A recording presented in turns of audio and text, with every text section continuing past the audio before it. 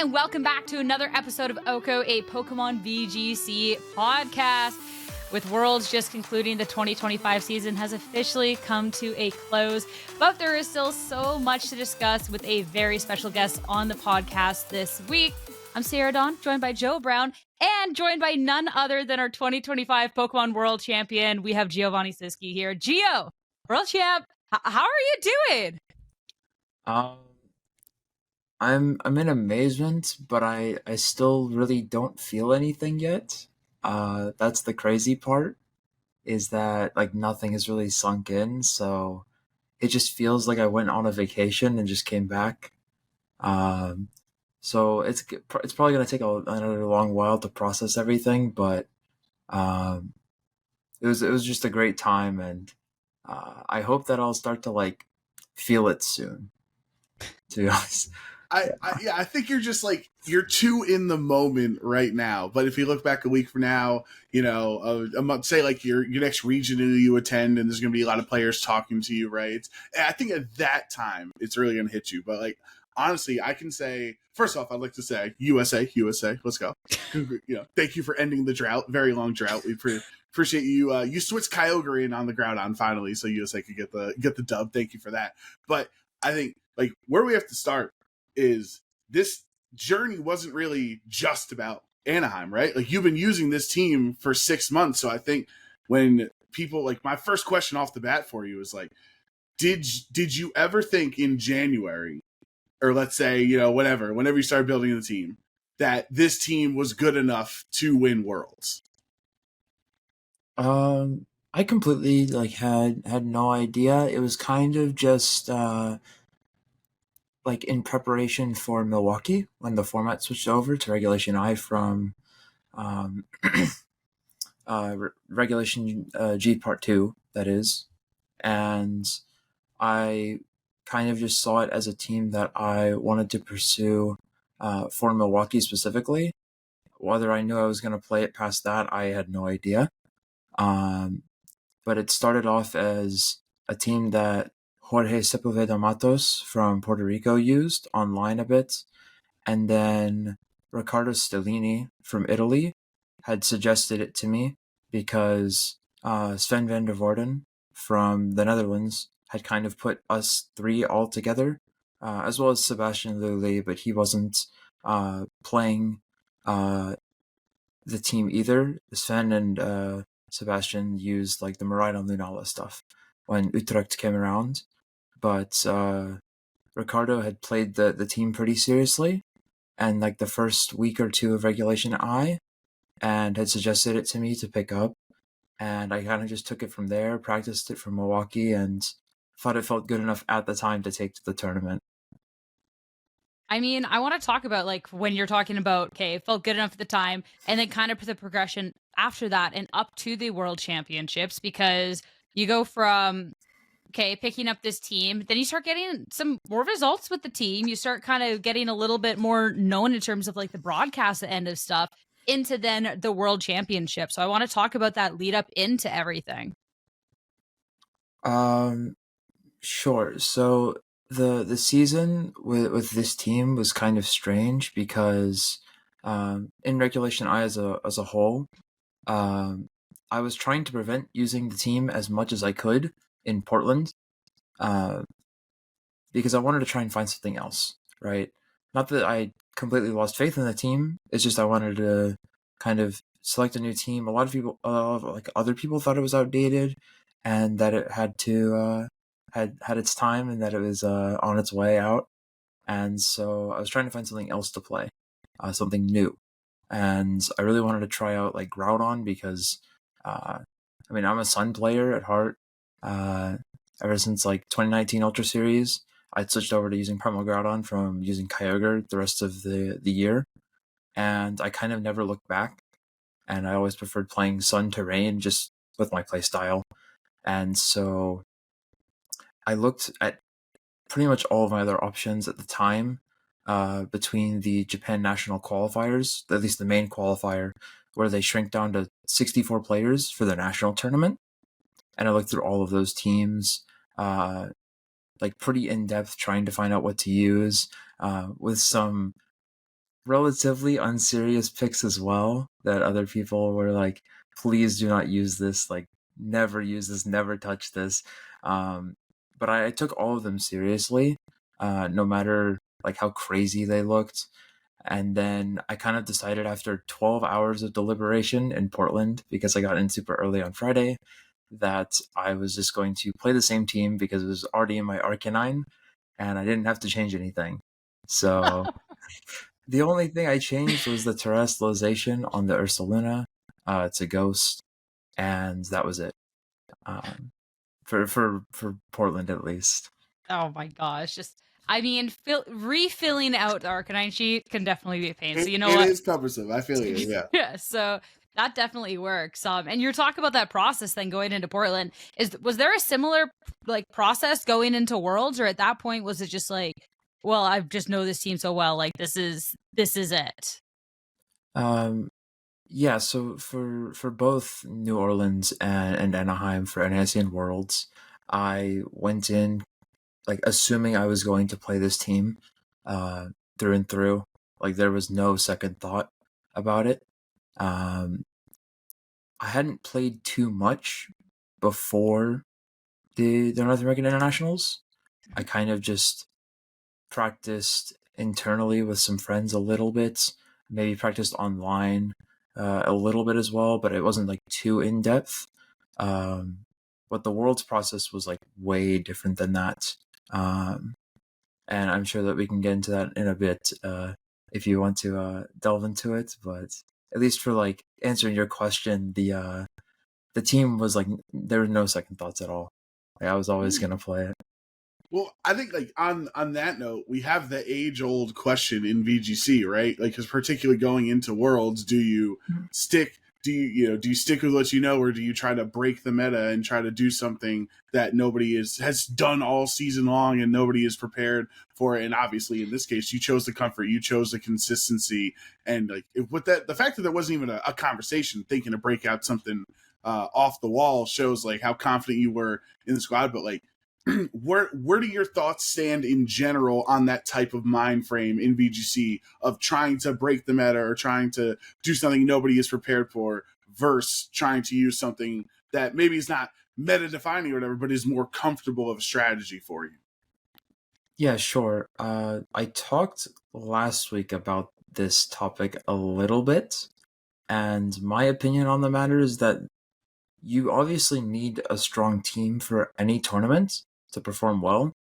It makes the tournament a lot easier, but in my opinion, the team has mattered less over time as much as it is the experience that comes with it. And that's kind of an approach that I'd always like stuck to, especially the past few years. Is because there's a lot of things that you learn from a team over a long time of playing it that you would never even come close to understanding if you were to pick it up the day before, a week before, even like a month or 2 months before. I mean, there's things that I'm still learning about the team that I played, like up until Worlds. And so, like, the experience outweighs oftentimes a lot of like new meta developments, and like even the team itself changed a little bit over time. But it's largely the same team. It's all 24 moves are the same. A Terra type changed, an item changed, and some stats may have been adjusted along the way, but it's overall the same idea, and it plays in pretty much the same way that it did those months ago. Yeah. That's awesome. And I mean, to have that mentality about the team is great, but I want to start talking about just your mentality going into Worlds overall. Because looking at your season, I mean, you've been competing for actually quite a while, and I don't know if that's something that people necessarily realize, but we've also gotten to see in the second half of the season, it be your best season yet, right? And then so all of a sudden you got a little bit more eyes on you and you're heading into the world championships. How are you then feeling? Like, did you feel nervous beforehand? Do you think it was going to be a big tournament for you, or? So going into like preparing for the world championships, a lot of other people typically like hide who they are under an alias when they practice, And the previous year, I was a bit more concerned about that when I didn't think I had to be. And this year, I just kind of accepted that it didn't matter because the team had already been out and like people knew that I was going to use it anyway. So what difference does it make, right? That That's was fair. kind of that, yeah. Well, and I mean, that's the other thing, right? Like, this is arguably one of the most stacked world championships we've ever had, right? Like, we have a very cutthroat system of how to qualify for worlds for each of the regions. So it's only the best of the best of the best, and a much smaller number. What was it, like 800 last year to, I think it was like in the 400s this year in Masters. I forget the exact number for Swiss. So like, obviously it's a lot more difficult. The best of the best are playing there, right? So if people are counter teaming for you or counter teaming for X match or counter teaming for Justin Tang or Jody or Wolf or whoever, like, then they're gonna have worse matchups against the rest of the field, right? So how do you prepare with your team? Because like, I expect to see Murad on Kali Ice. I expect to see, whatever, CSR Zamazenta, right? But like, how are you prepared for those off the wall strategies? I think a lot of that just comes with the experience of your team. Like, you'll understand when you see your opponent's team sheet and what they're playing. You'll be able to understand how to dissect it when you're looking at it and break it down to like a fundamental level of knowing what for Pokemon you need to bring, what kind of game plan you need to execute, and then going from there, how do you stay ahead for a game 2, or how do you adjust if you lose, things like that. Like, you're never going to be prepared for every single team you play in a tournament ever. Like, that's just not going to happen. It's not realistic. And so you need to prepare for all the things you expect to see, and then also feel confident enough yourself as a player and with your team to be prepared for all the things that you wouldn't be prepared for. So in other words, expect the worst and hope for the best, right? I like that. I mean, definitely the best came out of the weekend for you. And let's start talking about it. Because, Joe Bryan, you're talking about the most stacked worlds of all time.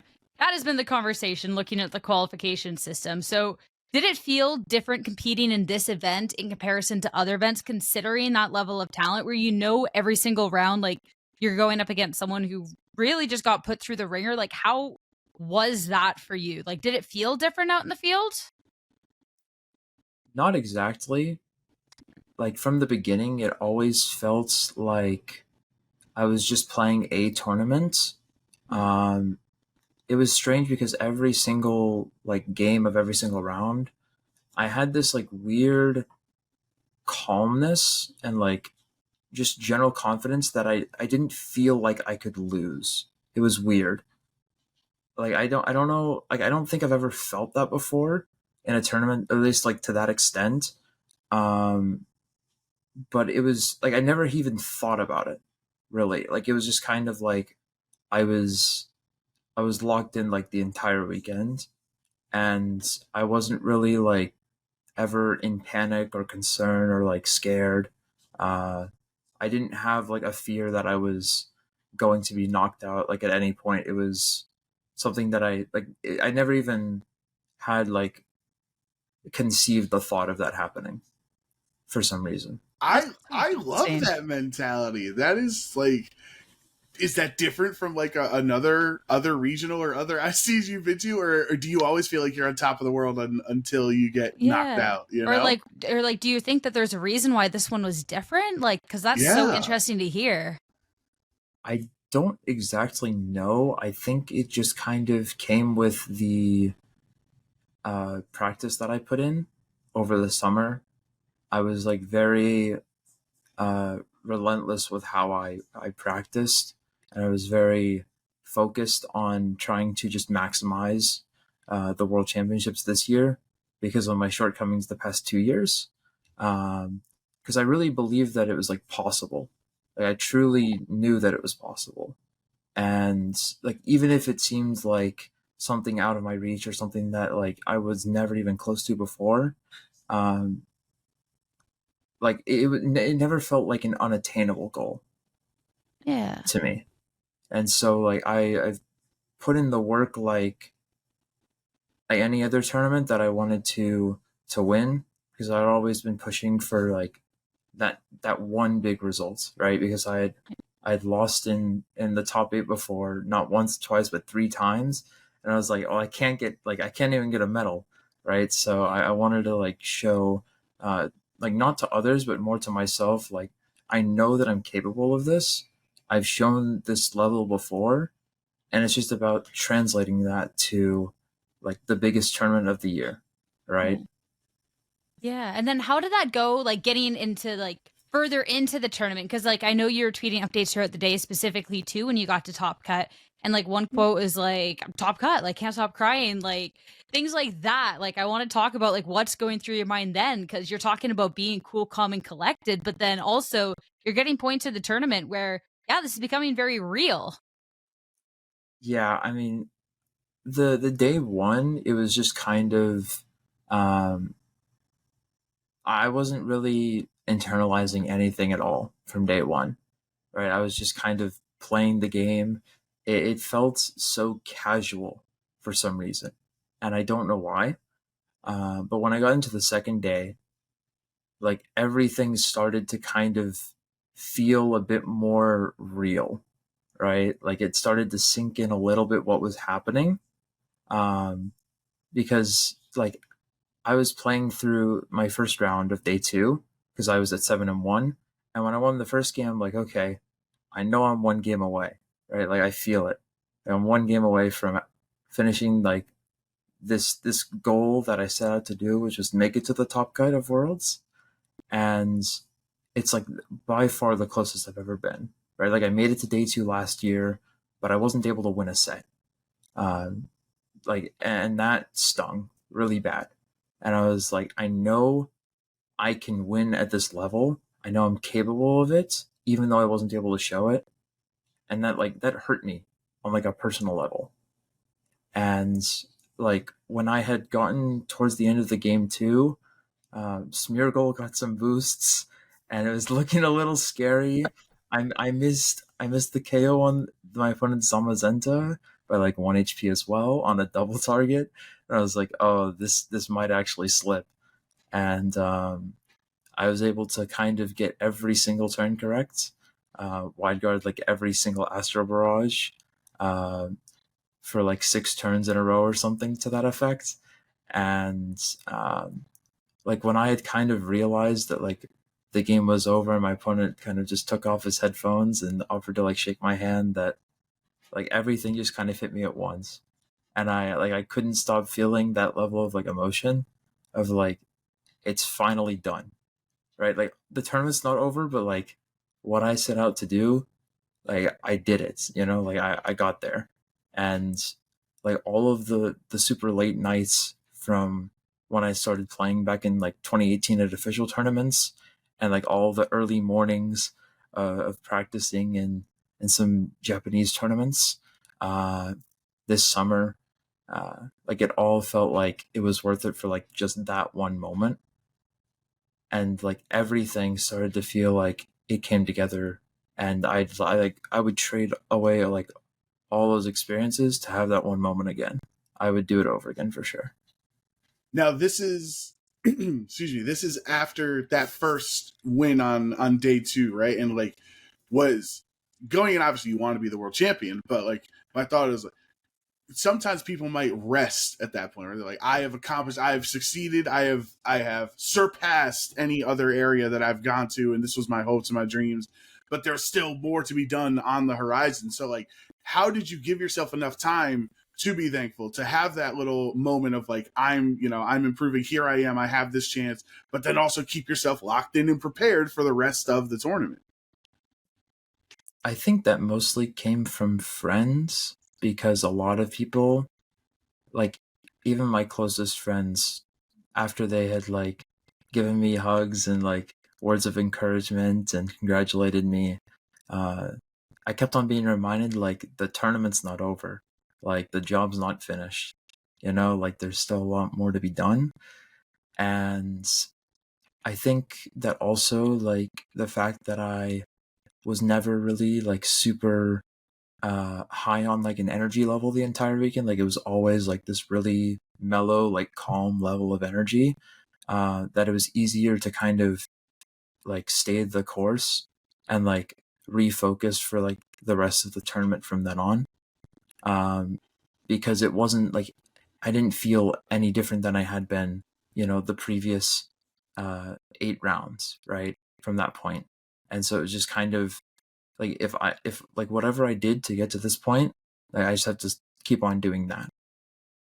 Just to keep on trucking forward. And I mean, you just took that one round at a time. And I want to talk about then top 4 and I mean that match, because all of a sudden then I know top 8 that you were not broadcasted for that one. And I know in the past it was always like, we need you on stream. So now you're on stream again, because we have seen you now a bit in the past, but you're on stream, but you're on the world stage playing a top 4 match to make it into Championship Sunday. Like just looking at that, like I want to know your thoughts, especially going up against none other than Hirofumi, obviously a top player, and I know someone you have a lot of respect for. So like, does that all of a sudden change the mental, or are you still like, how do you then collect yourself in that? So before the top 8, at least, I didn't really like, even though I had so much time to be ready for top 8. I had already played Mao, as you know. Yeah. And so for that match, I wasn't actually thinking too much about the matchup, like super in depth. I just kind of knew what I was going to do going into it generally, and understanding that it doesn't matter how much time I put in these moments into thinking about like all its different like small scenarios, because like you're still gonna have to make the decisions in the match anyway. And honestly, I don't think that you can do such proficient practice into one specific matchup in that short amount of time. Like it's just not really feasible. And so you just need to have a general game plan and go into it from there. And that was kind of the same thing, even though I had like 2 hours between top 8 and top 4 almost, just because of like how long the other matches took to finish, and the fact that I was top 4B instead of top 4A. It gave me a lot of time, but I just kind of went in with a general game plan because I'd practiced that matchup a little bit before Worlds, because it was a team that was kind of on the rise. And so I had a general idea of what to do, but it wasn't like a super in-depth, I know like 5 turns deep of what's going to happen or something to that effect. I understand. Yeah. I just went into it with the mentality of like, I'm having fun doing this. And I think that was kind of shown pretty well during the match, is that like I didn't really feel any negative emotion even after like 1 Smeargle speed boost, 2 Smeargle speed boosts, a meteor beam miss, like a heat wave miss too. Turn 1 of game 1 I missed heat wave, right? Like all of these things, like I didn't feel like any level of frustration at all during the match. And I don't know if that's kind of just a matter of who I was playing or like the stakes of the match that led me to feel that way. But like there was just absolutely no like inner tension. I wasn't like in my own head at all. I was just kind of playing the game in front of me how I saw it, and just trying to enjoy the moment of like everyone else there who was cheering me on, right? Yeah. I do have to be fully transparent here, Gio. I was somewhat conflicted in top 4, okay? Now, obviously, I ended up rooting for you in the end, so I was happy. I was like, all right, let's go Gio. But in the moment, it was tough because Hirofumi was my prediction to win Worlds. I know. And I listened. me and Tang, I know. me and Tang were trying to fight for America against the Canadians and Sierra and Marcus. And so I was like, do I root for America to win, or do I root to not have to buy Sierra a plushie? And it was a really, really tough call. But I was like, you know what? USA over plushie. I was happy that you knocked it out. And then fun fact, this is now Hirofumi has top cut the World Championships 4 times. I say he's the best player that's never won Worlds. You can argue it's Marco. We'll have a conversation with that down the road. Hirofumi Kimura has been knocked out of the top cut of the World Championships by 3 eventual World Champions. Obviously lost to Naoto in the finals in 2019, lost to Shohei in top 32 in Yokohama, and now losing to Giovanni Cischke in top 4 here. And so that's a pretty big name to take down. So let's talk about your mentality after the finals. Like, not only are you on the run of your life, you just took down arguably the favorite to win the entire tournament, right? Like, I was not the only person predicting Hirofumi to win. Like, from, let's say, 6 p.m. Saturday to, like, whatever, 4 or 5 p.m., whatever it was, on Sunday. Like, what was your life like? We never get to see this from the people that play. What was that 24-hour time frame for you? Like, were you just completely nervous? Like, we need to know what was going on in your head that stretch. So this might be like a few minutes of me explaining like everything that happened between like those two time periods, right? Already. So after it had been done, the tougher match was over. I walked backstage, and like James was back there watching the match like on their own. Like they have a monitor back there. Like he was just sitting back there because he had to be there for the media after like our match was concluded with whoever won, right? So he had to be there anyway, and they didn't want him to like leave. And so we had gotten back there, and the first thing that happened was the judges were like, "The curse is broken." You know, like that's the first thing that happened. Just too. Yeah, like they knew, right? And like it had been done.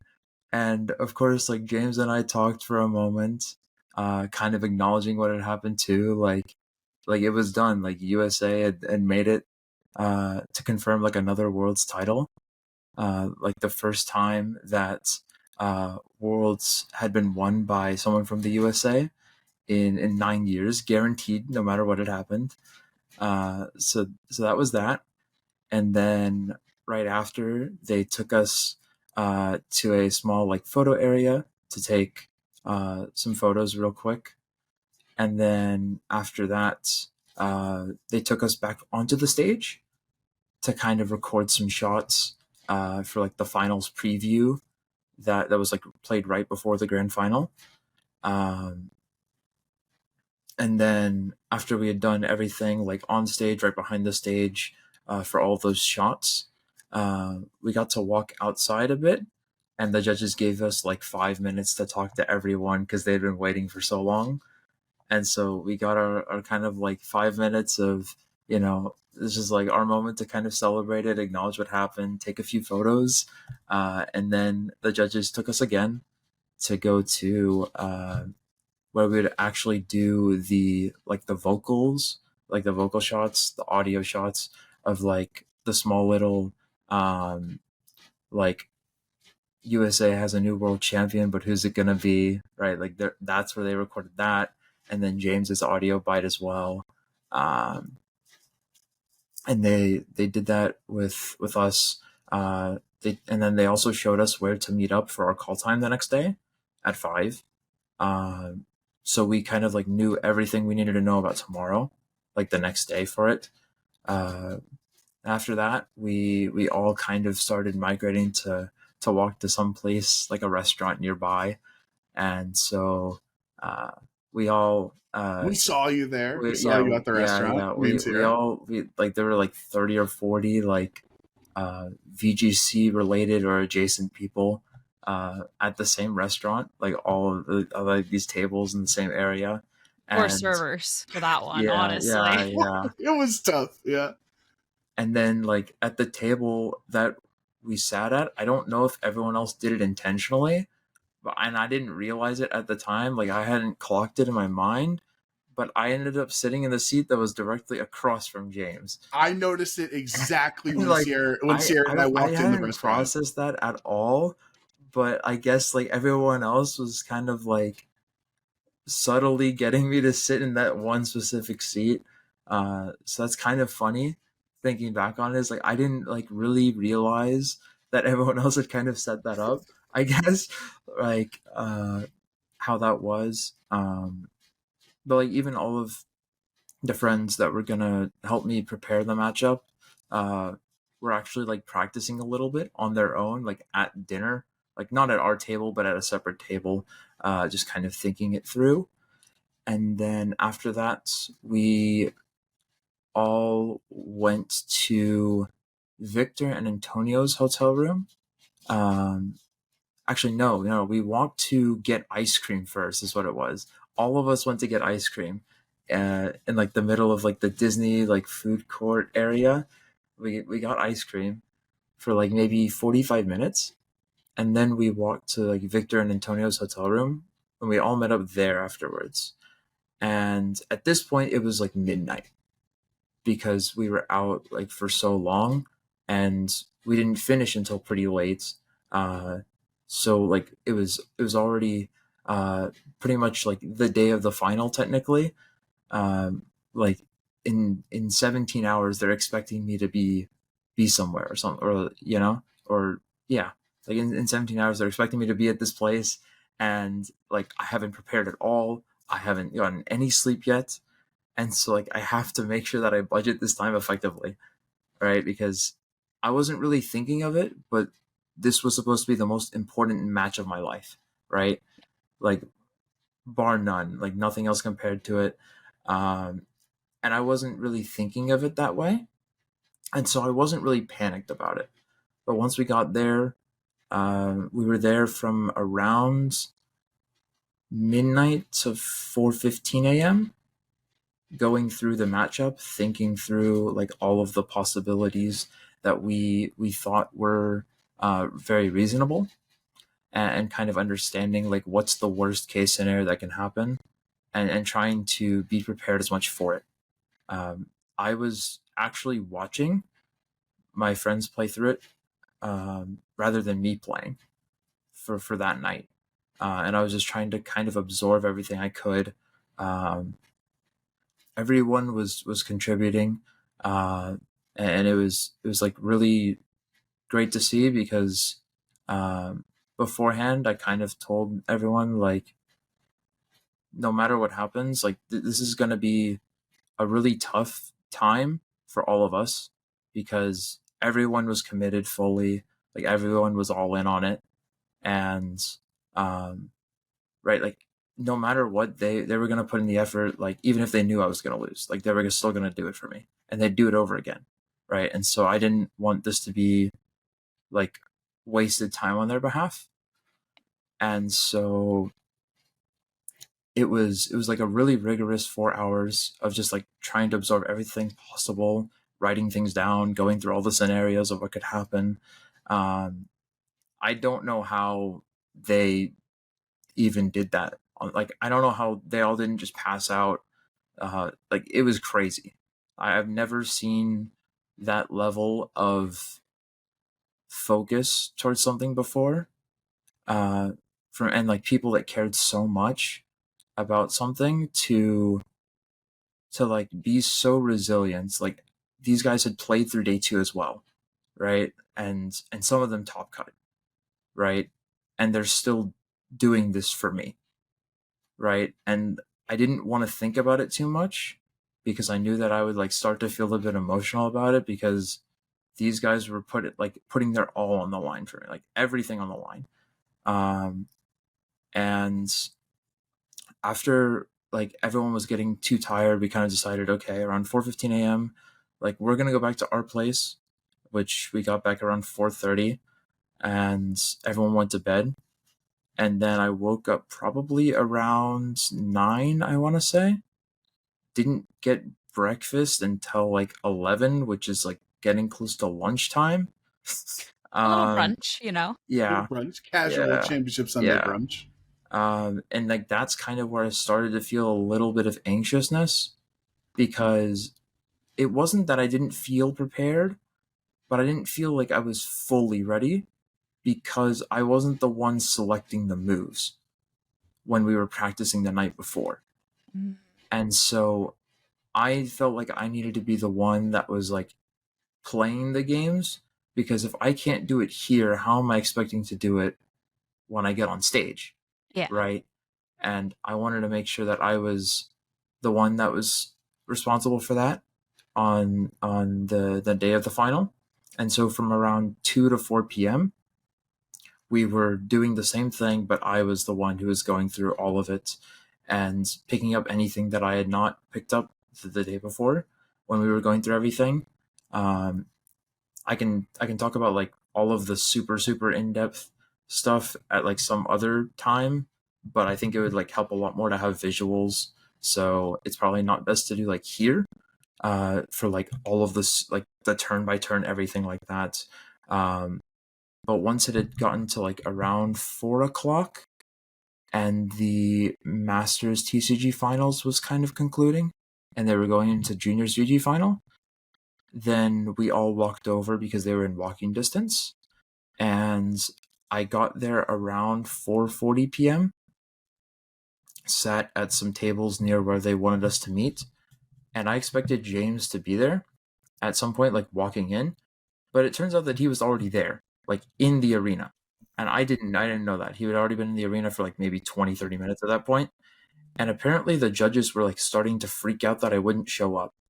And then there was this rumor that like the whole like t-shirt cannon section was done because like I wasn't there. But that started when I was already backstage, so like it's just like debunked false. Oh wow, we're getting It's just inside funny. Can information also It's here. just say funny. completely debunked. Like Which that is is funny, that is not it at all. right? That's Like, really funny it's though. it's just not what happened. I found it funny and Rumors amusing, are but crazy. like, but like a lot of people rumored that like they were doing that entire like 20-minute section, because I wasn't there, but I was already backstage at that point, Yeah. and they were like testing the spectator mode, and like they had us sitting back there for around like 25-30 minutes in total, just waiting for like the senior finals to conclude and then getting us ready to go out there as well, because they used like our own consoles on top of that, so they needed to make sure that they tested it with ours to take out there as well. Yeah, I can again confirm completely debunked because I'm pretty sure I saw you backstage before senior finals, right? Because I don't. Yes, yeah. Yeah, so Gio was there, guys. Don't worry. Also, not showing up to the finals match on Championship Sunday is just I got better things to do. I got better things to do. But I want to talk a little bit more and about that preparation and everything. And if you give me half a second, I don't have the full teams, or at least like with moves and stuff, but can at least do a little bit here for the Pokemon and the move choices if everyone can see this all right. Yeah. We love Pokedata. Love that. But yeah, so you're prepping the teams. You stay up until 4 a.m., 4:15. You got a lot of friends helping you with the teams. I want to know how you feel like that preparation went going into the finals and how you just felt about that matchup in general, because across the board, I'd heard that some people thought maybe you were a little bit favored. I think on the casting end, we thought you were a little bit more favored. But of course, like you're the one that knows the teams the best, right? So Yeah, so during the preparation process, I don't know if it's because we were going through like the absolute worst case for every single thing, but I felt like the matchup was like at best 40-60 for me. Which I don't know if really, it's disingenuous to say that, but like that was just my own opinion on the matter. I don't know if that like most people would agree with that, but just from like my own perspective with like my team against what James had, I did not feel like I had as many options as he did, and I think that was in large part because he must have been covering like really hard for Lunala and Ursaluna. And like, yes, it's a very threatening mode against this team, and it definitely can work. Like, don't get me wrong, it absolutely can. But I didn't consider it consistent enough for this match when the faster mode generally felt like it could win even if I had to like get a turn correct, like get a call correct, or like make a big prediction, because the slow mode, if I don't get enough value there, I just lose instantly. Like I can't come back if I don't get enough value out of like the Lunala or Saluna together. And so it felt like I was going to gamble on like Lunala or Saluna, or play a consistent game heads up to like determine the match. And I didn't feel comfortable enough gambling on that. It felt like I could use it in one game, and we had a plan to use it in one game if we felt it was necessary. But they completely left that choice up to me. And once I saw James's plan in the final, I kind of determined like I'm never trying this. And also, since we didn't prepare for the exact plan that he did, and my plan was good enough into what he was doing anyway, and I had not revealed what I was going to do into other leads, that I was fine with staying with it. Because if he did switch leads, he was still playing a fresh game, and he was playing into a game that I had seen 20 times over. Yeah. So I didn't feel like it was necessary for me to adjust either. Yes.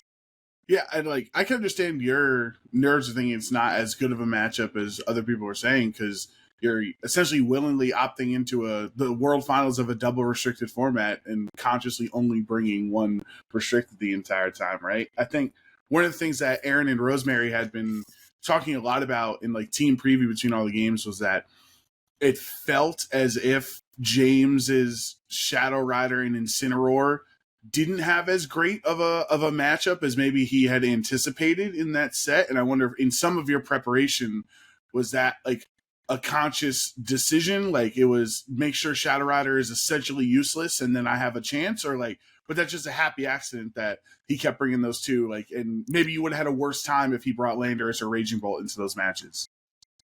So Incineroar is very strong into Lunala and Ursaluna with the Brute Bonnet, but like throughout the time like testing the matchup and thinking through it, multiple of my friends were like, Incineroar is not that good if you're able to like play around it through the special attackers early, and like switching in Brute Bonnet to Sport it because it was Rocky Helmet and not Safety Goggles.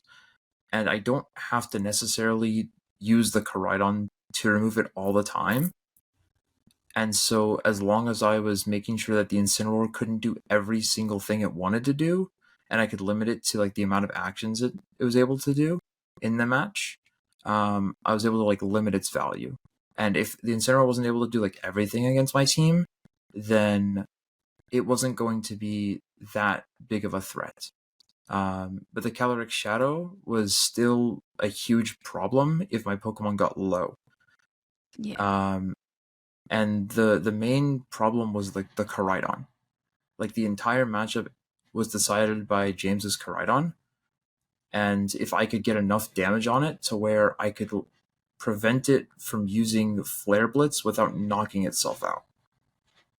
That was kind of the underlying base for like the entire matchup, was I need to get enough damage on the Koraidon to where it can only use Collision Course and Flame Charge and also remain on the field the following turn. Because I need to get it low, and I think it was like it needed to be at 37% or less HP to where if it Flare Blitzed into my Brute Bonnet, then it would knock itself out to recoil. And removing the Koraidon obviously opens up every single Pokemon on my team to have a lot more freedom in attacking the Caloric Shadow, the opposing Brute Bonnet, the Incineroar, which is what he brought. Yeah. That makes a lot of sense. And I want to get back to the match in a minute, but I want to talk about before the match too, because that was something I actually was really intrigued to hear about. Because going into this, I mean, for the World Championships, we have never had an arena. We have never done anything of that scope. Normally, we get to see a repeat of the stage we get during the top four. So any player would have that opportunity to have played on that stage. All of a sudden, you roll up to the venue, see you backstage. The next time I see you, it's during the walkouts. They play your hype video, and then they have you walk out onto the stage with all the pyrotechnics next to you. Like, what's going through your mind at that point? Because that is just, it seems from the outside, that just seems so surreal. Yeah, it really felt like something special when I was like going through it all. But the match didn't feel like there was really like any stakes to it itself. Like the match itself, I didn't feel any pressure when the time had come. Like all of the pressure for like completely went away. All the tension was released on the walk over to the venue, because I knew that like all the preparation had been done, and like the time is now, right? Like what we had worked towards for like over 6 hours at this point, like it's finally here, right? And so I think that because the anticipation had gone away, it just allowed me to kind of feel like I normally do. And I didn't feel any nervousness, any anxiousness. And I was just like kind of able to be myself and just like enjoy the moment of what it was like to be in an arena with something like roughly 6,000 people watching, another like few thousand in the play halls, because there were like 3 different halls, all with like the chairs completely filled with people there too. And then another like, I don't even know how many people were watching live on like YouTube and Twitch and all of that. Like it was, I understood what was happening and like just how many people would have their eyes on me, but I didn't really feel like concerned about it. I wasn't scared of it. I wasn't like nervous because I was just looking forward to playing the match and having fun with it. I love that. I really could tell when you walked out and when you were sitting and when you were like choosing your moves. Like you really did feel calm. You were, or at least from my perspective, like it wasn't like the moment was too big. Like you were. I think that's a really impressive for you for your first, big finals like this to have that much composure. I think a lot of other players would not be able to maintain themselves as well as you did. And I want to get into the games here because we got to talk about this. Yeah, we go to the game now. We just like to do the before game first, right? 100%. I'm setting all this up here.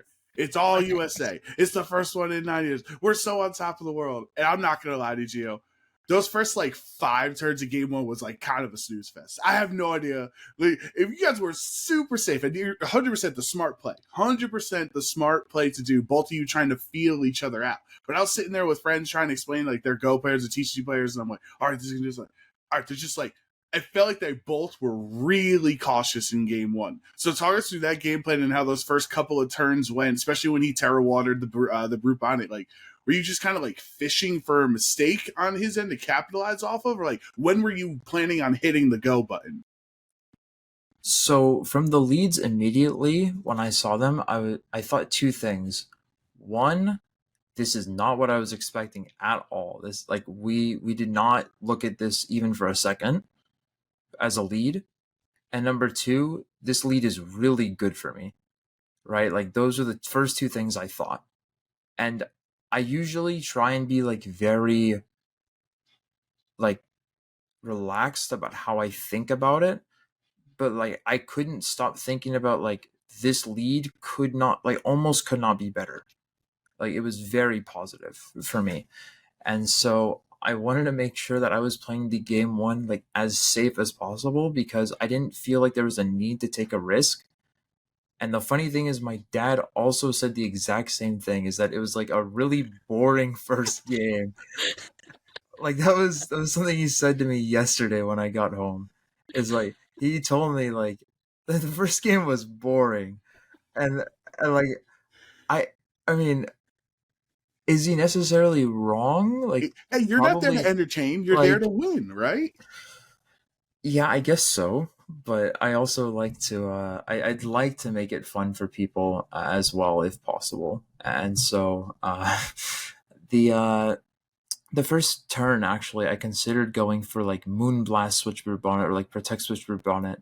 But I decided that I just wanted a Moonblast Dark Pulse because I felt like the Terra Water was something that was like kind of realistic in game 1 because he didn't know if I had Brute Bonnet or not. And like he could sport either slot, he could fake out, and he could like especially he could parting shot. And if I just hard switch and he goes for parting shot instead of fake out, that's not that great for me. And parting shot and knockoff are more incentivized than fake out because I have the option to Terra Ghost. And if he goes for fake out Spore as I double the Brute Bonnet and KO it, that's a very, very good position for me, especially if he tears the Brute Bonnet, because then the Koraidon can't terrestrialize. And then it's weak to Moonblast, and then everything starts to kind of like domino effect after that. And so I wanted to just kind of like force the terrestrialization early if possible, and I was able to do that. And then from there, I still was playing like super safe.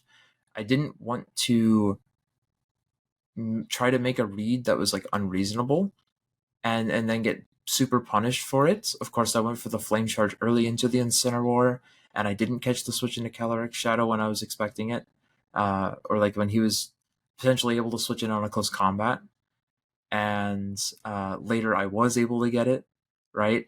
But like that whole game one, I was just trying to play like very standard Pokemon. I didn't feel like I had to take many risks because I was in a positive position, and the pressure, so to speak, was on him. Like I'm the one who's initiating all of the offense, and you have to be positionally like perfect to stay in the game.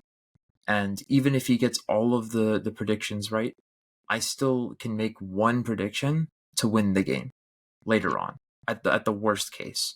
And so I didn't feel like I needed to play super risky, because when the Terra Water was forced, everything could get spored after that. And I knew I had Root Bonnet in back, but I believe that he was expecting like Lunala and Ursaluna, because otherwise, like, you don't terrestrialize early there most of the time, and you save it for Koraidon, and you just try and settle for getting Sucker Punch onto the Fluttermane and breaking the Focus Sash, or at least like rendering the Focus Sash useless, because I can't heal with the Fluttermane in the matchup. So like I would have lost access to my item then, and after that the Koraidon can kind of Terra Fire later in the game and maybe get some momentum through Flame Charges to start threatening big damage with Flare Blitz and Collision Course. But otherwise, like I just wanted to stick to using the safe moves that I could, and like if he calls them all, then so be it. I'm gonna leave it down. So like I'm gonna prolong how much I need to make a prediction, because I don't need to risk anything until it's absolutely necessary. Was kind of the approach for the first game. Oh, that makes a lot of sense. And even at the first game, again, y'all are playing good Pokemon, so a little bit of a, or is totally fine. But I feel like the second game delivered on a lot of the drama there. And I want to then talk about that from your end too, because early on in the match, it seemed, at least from an outsider perspective, that it was really strong in your favor. And it kind of caught a lot of people off guard when James found this guaranteed win con of this Encore onto your bonnet. And I want to know then if that's a line that you saw. Is it something that you kind of realized that playing safe got you to this position where James could punish you? Or like, talk to me through that second game. Yeah, so we had actually reviewed a specific game plan where like later on in the game it could lead to just getting encored into Sucker Punch, and then I wouldn't have any more Sucker Punches left, or like not being able to like position properly to where I had the Brute Bonnet to like beat the Calyrex in like many different ways that Encore could affect it. But I felt like I only had to like make a mistake or had to get like predictions wrong to end up there anyway. And that's like exactly what happened. Is I feel like I completely messed up the game too. I was told that Aaron was kind of ready to say that I had won, and then it was kind of like we all were, yeah. And then it was kind of like, wait, what happened, right? But like I had acknowledged that I messed up. I think also like I probably could have just made like any like proactive play to kind of like call him out on it, make a prediction, and then like it's completely over. But I didn't want to like take a risk and then have regret on like, why didn't I just play safe? I didn't want to reflect like that. And so I went like into like those final turns of game 2 as like I'm gonna play it safe, and I really didn't have to Rage Powder, I don't think. I'm not like, all of it's a blur, but I probably could have just gone for like Sucker Punch and an attack. But I was also trying to be cautious of Rocky Helmet plus Life Orb recoil into my Koraidon to like knock itself out. I understand that there were a lot of tweets about that one too, as a very funny moment in the finals. A lot of people enjoyed that part as well. But I felt like I had like really messed up the game too, in a way that was like uncharacteristic of me at the tournament, at least, right? I'm not here to say that I don't make mistakes, because everyone makes mistakes, but at the tournament itself, at Worlds, I'd felt like I'd played my most complete tournament ever, by a very large margin. I felt like the amount of mistakes I had made were extremely limited in comparison to previous tournaments throughout the year. And I kind of thought about it like after I had lost the game 2, like there's no way that I'm actually going to let the tournament end this way. Like there's just no way that I've done all of this to like walk home as the runner up, because I made like careless mistakes, like unforgivable errors. And like the entire game 3 team preview was just kind of like, it all comes down to this. We both understand that, like, I'm aware what this moment means for both of us and to everyone else watching, but I didn't want to let that affect how I processed everything going on in the game 3, and I didn't want that to be something that clouded my mind. And so I didn't accept like processing those thoughts. I didn't want that to like seep into my mind and kind of like have that linger over as the game 3 went on. I just kind of said, it happened. I accept the reality of the situation, and like it's anybody's game. It's a game 3, and like one of us is gonna walk away the winner, right? Like that's all there was to it. I absolutely love to hear that answer from you, because like in the arena, like the air was like all 6,000 people like were like, okay, he's 1 KO away. We're gonna get our world champion next turn. And Aaron and Rose are getting their closing calls set up. Like, all right, he's about to do it. And then out of nowhere, that encore, like, wait a second, hold on. But let's talk about game 3, because the start of game 3 in my decade plus of watching VGC at this point might be my favorite like World's Finals turn ever, because it's not just about turn 1 of game 1. It's about how game 2 ended, right? And you say you played it too safe. You don't want to go out like that. You don't want to have a costly error cost you the world championship. And you go balls to the walls. Turn 1, Stellar Terra, Moonblast, OHKO, the flood, the brute bonnet on his side. And that was a scary play because he could have terrestrialized, so he's not way too. He could have swapped out. Like there's so many things that could have went wrong. But I really want to know your perspective on why, after playing such 2 calculated and slow, risk averse games in the first set, why you locked in. And let's say, obviously there were a lot of turns that game that helps you win the championship. But that turn 1 really helped solidify that title for you. Yeah, so one thing is that like a lot of other people have said this too, so I don't fault you at all for this. But like the Stellar Terra on turn 2 was only freed up because of how the turn 1 played out in the previous game as well. And like this was something that kind of like went back to what everyone was telling me when preparing for the match, is that you have to take everything into account, because it's a much like different best of 3 than you played the entire tournament, and like pretty much everything else that you've played for like your entire time playing. Like all of your experience is going to be a little bit different than this one match.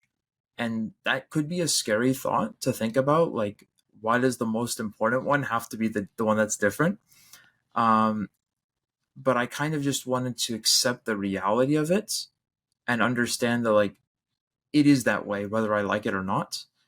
And so because the game 2, he was very conservative for terrestrializing the Koraidon, which I agree was better for him, like 100%. And so the game 3, I went for Protect and Switch Brute Bonnet, as I was thinking about in game 1, because it's the safest play I can make turn 1. It's extremely hard for him to punish in any way, because there's very little damage he can deal. Parting Shot into Brute Bonnet doesn't really matter that much. And I'm threatening a Spore on the following turn, pretty much unconditionally, unless if he goes for Terrifier or Flare Blitz, and I don't terrestrialize myself. That's the only situation where like the turn 1 into the turn 2 goes kind of wrong. And so I went for the Stellar Terra on turn 2 because he went for Sucker Punch turn 1, and I was in a position where like he's 1, not expecting this, and 2, it might actually be the case that he uses Spore this turn, because Fluttermane hits everything on his team, and he's not anticipating it. So the Brute Bonnet theoretically always makes it through the turn and uses Spore. and I don't have Beads of Ruin on the field either. And so the idea was, he's not expecting this knockout. He's likely to spore, in my opinion, because I can just switch out on the Sucker Punch into my Chiyu or my Koraidon, and then I'm in an amazing position. And that's exactly what he was expecting, I'm sure of it. Obviously, we don't know because of spectator mode, and I didn't bother asking him at the time, but that was like the entire reason I committed to it. Like for 30 seconds, I thought about, do I want to, do I not? All of my friends that were preparing with me were telling me that they thought during that turn 2, like, does he know he has to terrestrialize or switch in Chiyu to KO the Brute Bonnet? Like, does he remember that? And I knew I had to, of course, have a multiplier in some aspects to get that knockout, but it just kind of felt like it was more a play, like I just kind of felt it, and like I knew what was gonna happen, even though I couldn't like fully explain it to everyone as like this was 100% logical, because it really was not. It was like 90% logic and then 10% like I just feel like this is correct. And it seemed like the Sucker Punch was like almost too obvious, and that I would switch and then I'd get a lot of momentum off of switching. And so like he was likely and to spore and like very incentivized to do that, because he gets a lot of momentum out of sleep turns. It gives him a lot of momentum with Koraidon to get going and Caloric Shadow to take advantage of getting Pokemon low. And so once I was able to remove that, it just kind of felt like everything was like blown wide open. And I had like all the momentum going from there. And it was just about making sure that I got damage on the Incineroar with a Moonblast, and then I was threatening Heat Wave in Sun next to Stellar Shadow Ball with Beads of Ruin as well. And I got the prediction wrong on if he would protect the Koraidon or not. And then I was there thinking to myself, like, please, if this does not wake up turn 1 like the Koraidon did in the previous game, like, I have a 90% chance of winning this game. And then like as a result, like becoming world champion. And like that was exactly what I had thought about. And also Carlos Cabal was very like insistent on, if he led Koraidon, for me to go for Stellar Shadow Ball Heatwave into it to KO it turn 1, because it's kind of an unexpected play. Especially if he's leading Raging Bolt. He's less likely to protect Koraidon, because if I just Moonblast the Raging Bolt and the Koraidon protects, it's kind of a wasted turn. And so that entire time I'm locking in the move, I'm thinking about how, like, for at least 30 minutes the night before and like the afternoon of, he was telling me, like, go for this play, like you have to go for this play. And it wasn't like a turn 1 play as like it was originally intended to be, but I just ended up in the position where it was like the exact same thing. And so like after that, it was just kind of like, please let this Heat Wave connect. And like I was also thinking in the moment, it would be so right if it was like the 2 Pokemon I had been using like collectively for more than 2 years at this point were like the ones that secured it all for me, right? Because I had brought them to London in 2023, and that was kind of like my second big result in Scarlet Violet after top 8 in San Diego. And from there, I had used that combination all through like Regulation C, picked it back up in Regulation F, and it was kind of like my trademark combination. Like when people thought of me, it was kind of like, oh, this guy plays Fluttermane and Chiyu, and like that's kind of like, and then it became like, oh, this guy uses Koraidon, right, with Fluttermane and Chiyu, and so it felt kind of, I want to say poetic, that that's the way that the game played out and how I got to end it, right? No, that's awesome. Because yeah, when I was looking up and like your past results and stuff, it is literally, you are not joking, just Fluttermane all the way through back all of this. Yeah, there's a lot of Fluttermane there. Gio's not lying. So you now have just won the world championships. you lock it in. You just took that game 3. Like, what is then going through your mind at the moment? Because the video, you just looked like you were in awe throughout all of that. Like, Yeah. what was that moment like? It was a lot of disbelief and kind of like trying to process it all in such a short amount of time, because it was something that I always felt like was attainable, right? It didn't feel like it was out of reach for me. It always felt like something that I was working very hard for and that I knew was possible, however improbable it was, right? Like, I always knew it was something I could do at some point. Like, even if people said, like, this is so unrealistic for, like, you to win, and like, no matter like how the odds are stacked against like each individual player, like someone has to win, right? Like, that's just how every tournament goes. It's like there is one winner at the end of the day. And like, even though my results like they were trending upwards across this entire season, but like if you look at my history as a player, it's not necessarily indicative of someone who is like a world champion, right? Like, that doesn't really like seem like it when you look at like my resume, and then when you compare it to a lot of other people's, right? Like, that's not something that people really like. They don't think of my name instantly when they think of like, who are the players that are like very likely to win this tournament that have never won this tournament before, right? And so it was kind of like I had overcome the odds.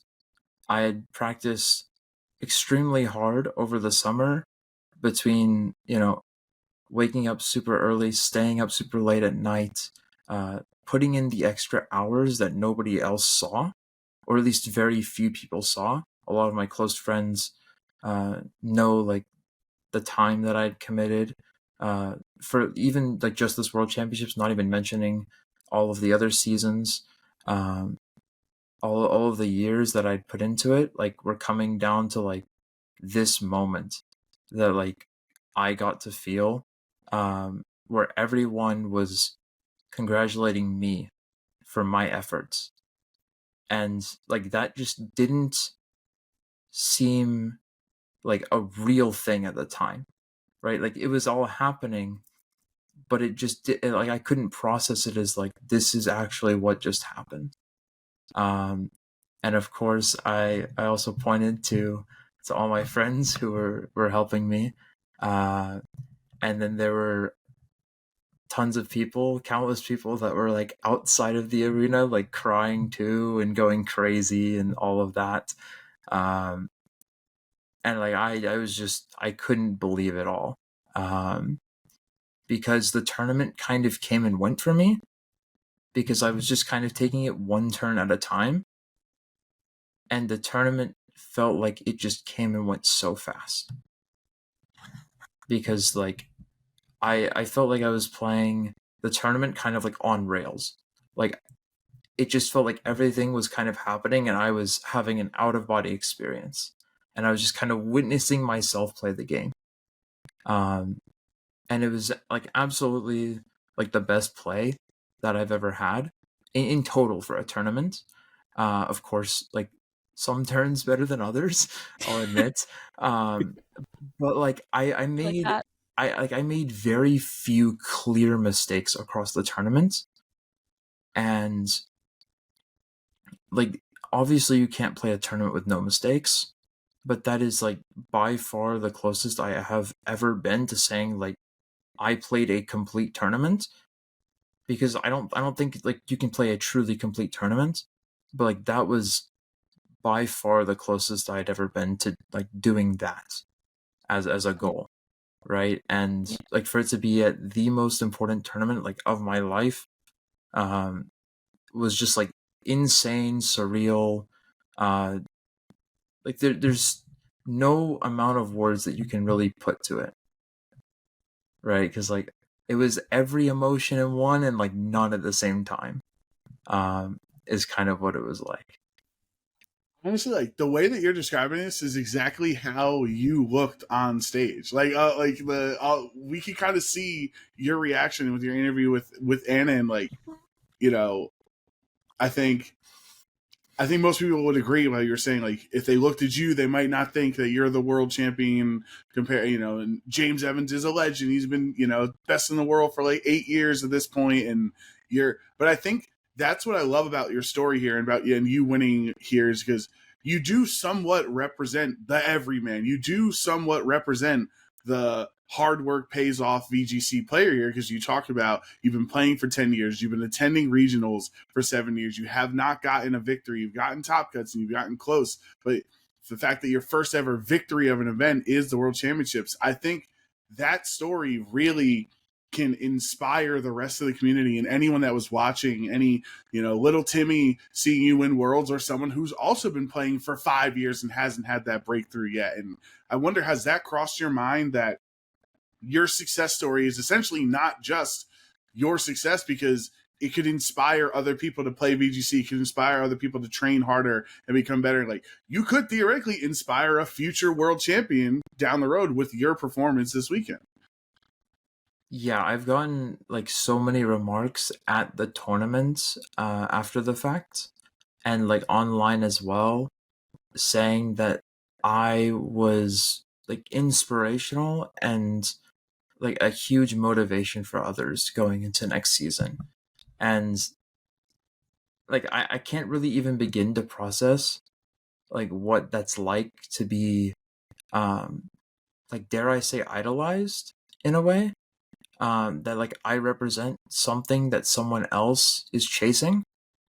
And in a way, like I like last year when I was at Worlds, like Carlos Cabal, who ran the same team as me, made it to top 32, but he had went from 8-1 to 8-3, right? So he lost 2 matches in a row to miss out, and he lost to Hirofumi Kimura and then Sho Akiyama in the last 2 rounds.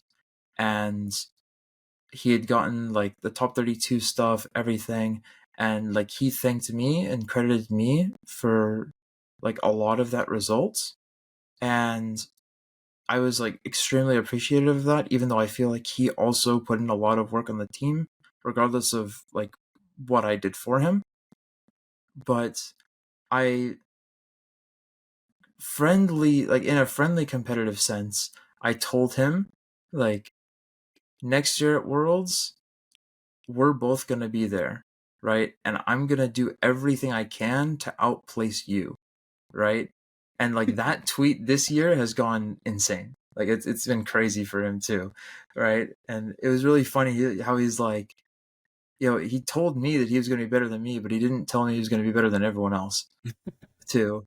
And like and that's not really like, I wasn't trying to say it in like in a like snarky way or anything like that, but it was kind of like I wanted to challenge both of us, right? And like to see him top cuts, like Aaron Brock top cut, like all 3 of us were there together on Wednesday at like Aaron's house in Southern California, and like for like us to like convert with that result where like we have top 32, top 16, and then like champion is like crazy. And like there's so many other people that went into it too, like King Campbell like worked his tail off for me practicing the matchup the night before, and like he got 34th 2 years in a row now, and like he was completely shattered when he realized he didn't get the top 32 stuff this year again. Like he was broken, and he told me like the only way I was gonna be like kind of happy with this weekend is if you were to like take it all. And like it felt that I wasn't making a promise necessarily, but I felt like there was something I had to do for him and like other people as well, where like I had made like kind of an unconsensual promise, like I have to do this for them, like no matter what. And it didn't really fully like process at the time, but it's definitely what I had like in the back of my mind when I was playing through the rest of the tournament, is like I can't let these people down because this game is bigger than me, right? Like there had been so many people over the years that had put their faith in me, put their invested their time into helping me and to cheer me on and be there for me every step of the way. And I wanted to repay them for what they had done for me.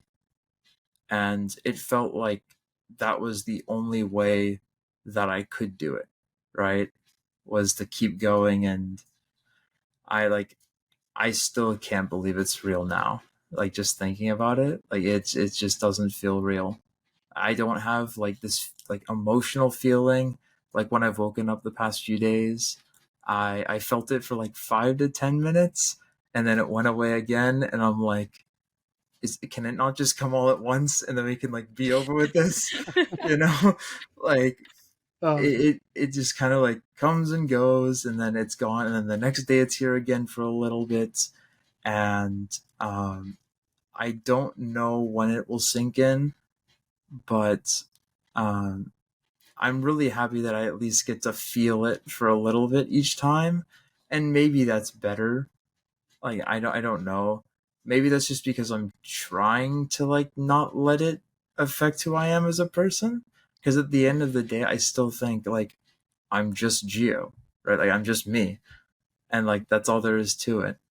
But like the amount of people I've had that kind of look at me as like someone that they respect or like revere now like in competitive Pokemon is like absolutely mind-blowing because I felt the same way about so many other players that came before me, and to kind of be on the other side of it is like surreal.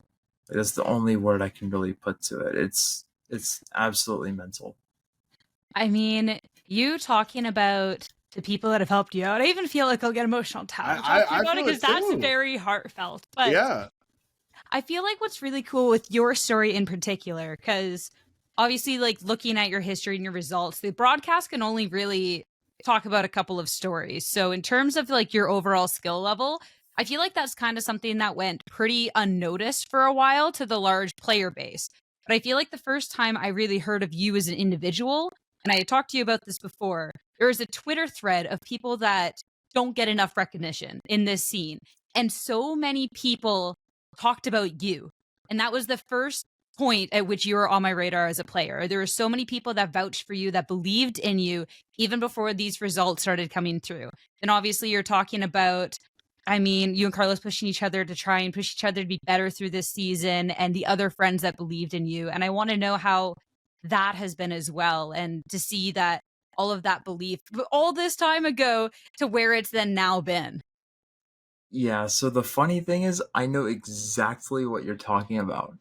Um, there was this like post back in 2023 right after Worlds, and like I had gone 2-3 to 3-4, so like I was knocked out in day one of Worlds, kind of quickly.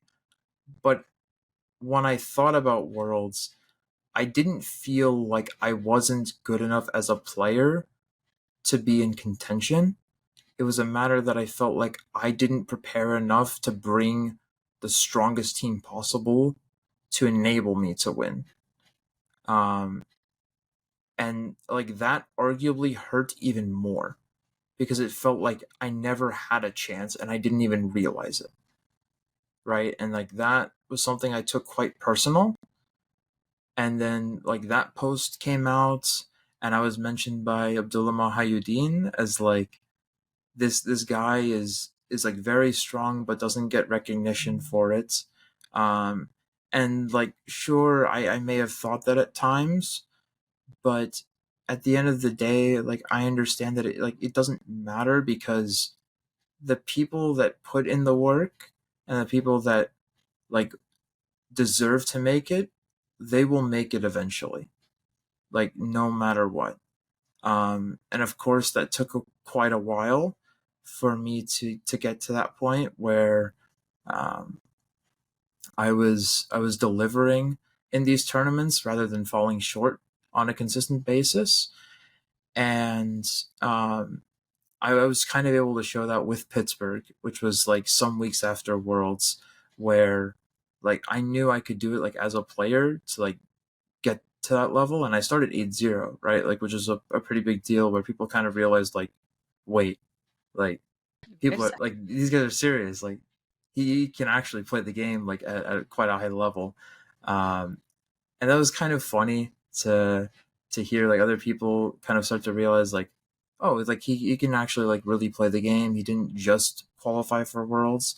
Like he didn't just get one top 8 or like top 32 EUIC. Like he's like really in contention to like stay in this game and like play at a high level and get some results. And then from there, it kind of just died down for a while in 2024 because my season wasn't like too spectacular after that. But then in 2025, it started to snowball again and pick up in like quite a crazy way. Because San Antonio, I had prepared, I would say like arguably as hard as I did for this World Championships, maybe even harder. I don't know. But like I had probably like a 23-page long document, I want to say. 23, roughly, maybe even up to 28. I don't remember the number of pages on the team that I used for San Antonio, along with Luca Paz.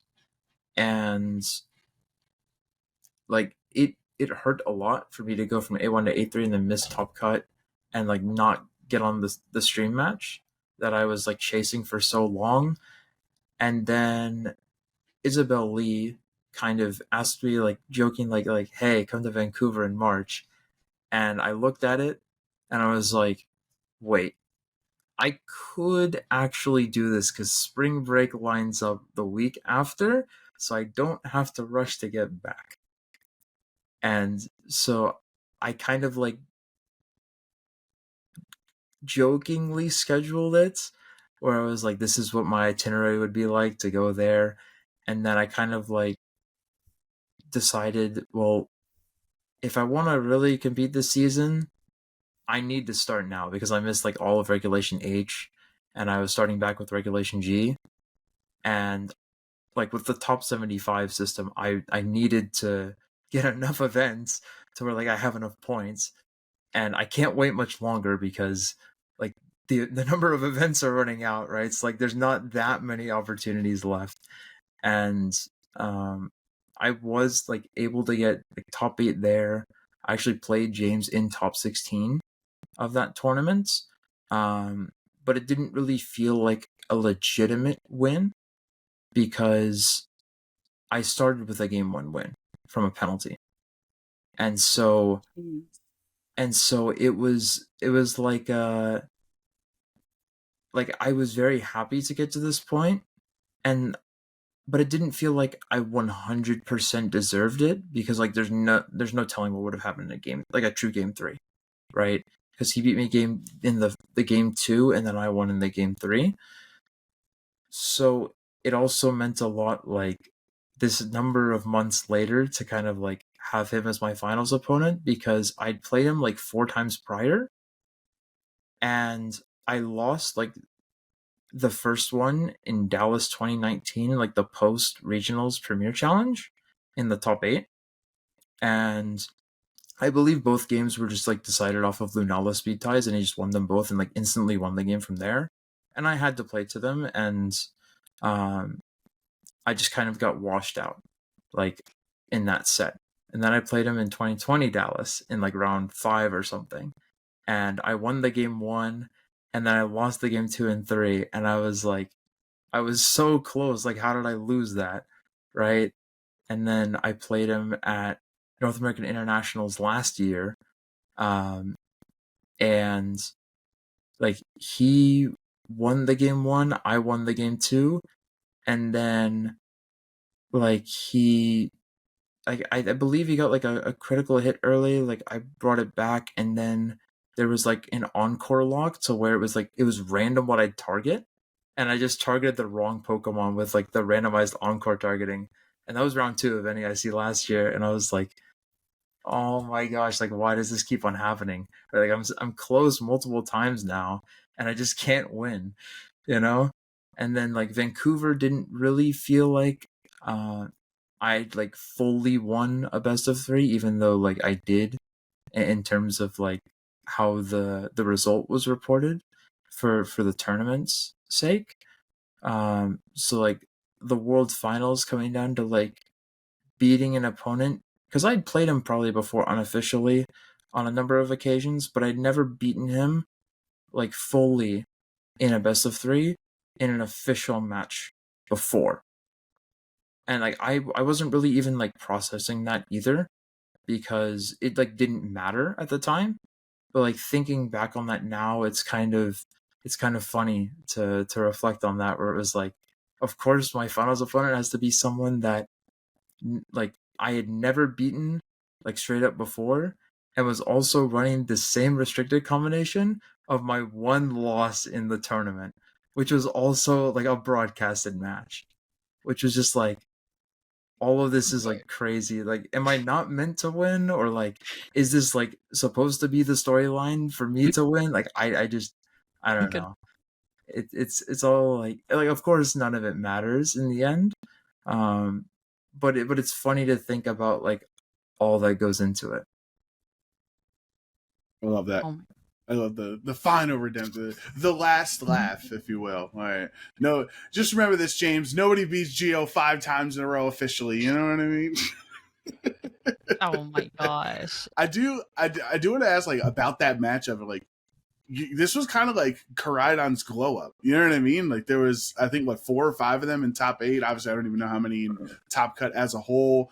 A whole bunch of the, just you two, Hirofumi and Mao, all had Koraidon, right? Different sets. That's kind of different fighting moves sometimes, different held items, whatever. But like, why did Koraidon do so well? And kind of conversely, only one Miraidon in top 8. Like, what happened here? And the Brute Bonnet too, because I believe you're the only That's two right. that ran Brute Bonnet in the entire World Championships, which is crazy then to see the only two make it into finals. Rate, yeah. I can't. I don't know if I can really explain that part of it. I think like a lot of it was that Hirofumi and Mao are just 2 incredible players, like in general, right? So them making it that far in the tournament is not like necessarily indicative of their like team choice, but like can also just be looked at as like, these players are incredibly strong regardless. And I think like for James and I, it was that we'd just been playing the teams for so long, and that we were so well practiced with them and understood them to such an insane like amount of depth. Whether it comes down to like how each Pokemon is used, all of the matchups with the team, how the team is supposed to be constructed, like when you can go like out of your preparation for certain matchups and deviate from what you were doing, and like kind of put a little spin on things, throw a curveball here and there, and maybe like some tricks into opponents that you wouldn't know otherwise, from like not being able to play a team for that long. So I think like part of it was that we were just extremely practiced with our own teams, that like was partially what led to our success. And then partially I think all of us were just playing incredibly strong tournaments individually. And like all of us, I think, were playing at quite a high level collectively in that tournament. And it just so happened that it was like 4 of the top 8 players just like happened to have a Koraidon.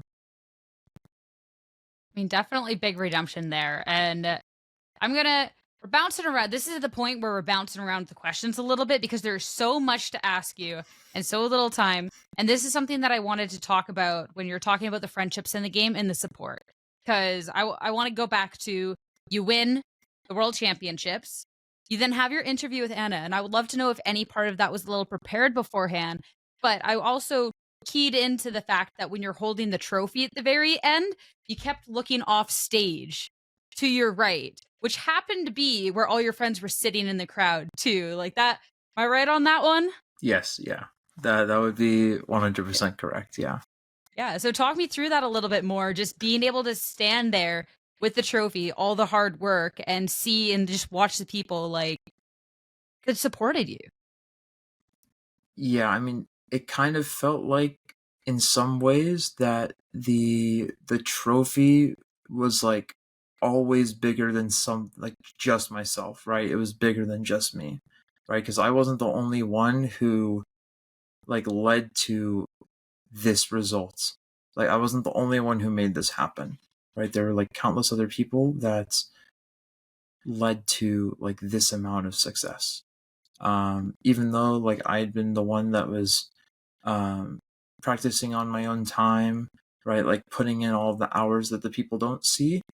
There are still people that help me, and especially for this final, right? Which were some of the people that were in the arena that I was looking to and pointing to, because they sacrificed so much for me, and they had there was no guarantee that it was going to go the way that we had wanted. And they all told me when I had said, like, hey, listen, no matter what happens, like, I'm going to try my best out there, but like, no matter what, like, thank you guys for everything, right? I told them that before we made the walkover, and then they all told me, like, no matter what happens, we would do it again. And like, to know that I had fulfilled what we had worked so hard towards, it was kind of like the best way that I could repay everyone else for putting in all that effort, because it was like absolutely not just me. And that's why, like, partially why I love this game so much is because even if it's just like a one player versus another player type of game, like, the game as a whole is so much bigger than just you, right? Or like me. And it's like collectively our community, between everyone who competes, spectates at the event, or like at home, all of the friends of competitors, whether they're invested into Pokemon or not, they all enhance this experience in some way or another. And for it to like for the weekend to conclude in such a manner to where it was like I had returned like on my promise in a way to bring this like world championship back to like them and show everyone that like hard work truly pays off, right? And it's just indescribable, really, to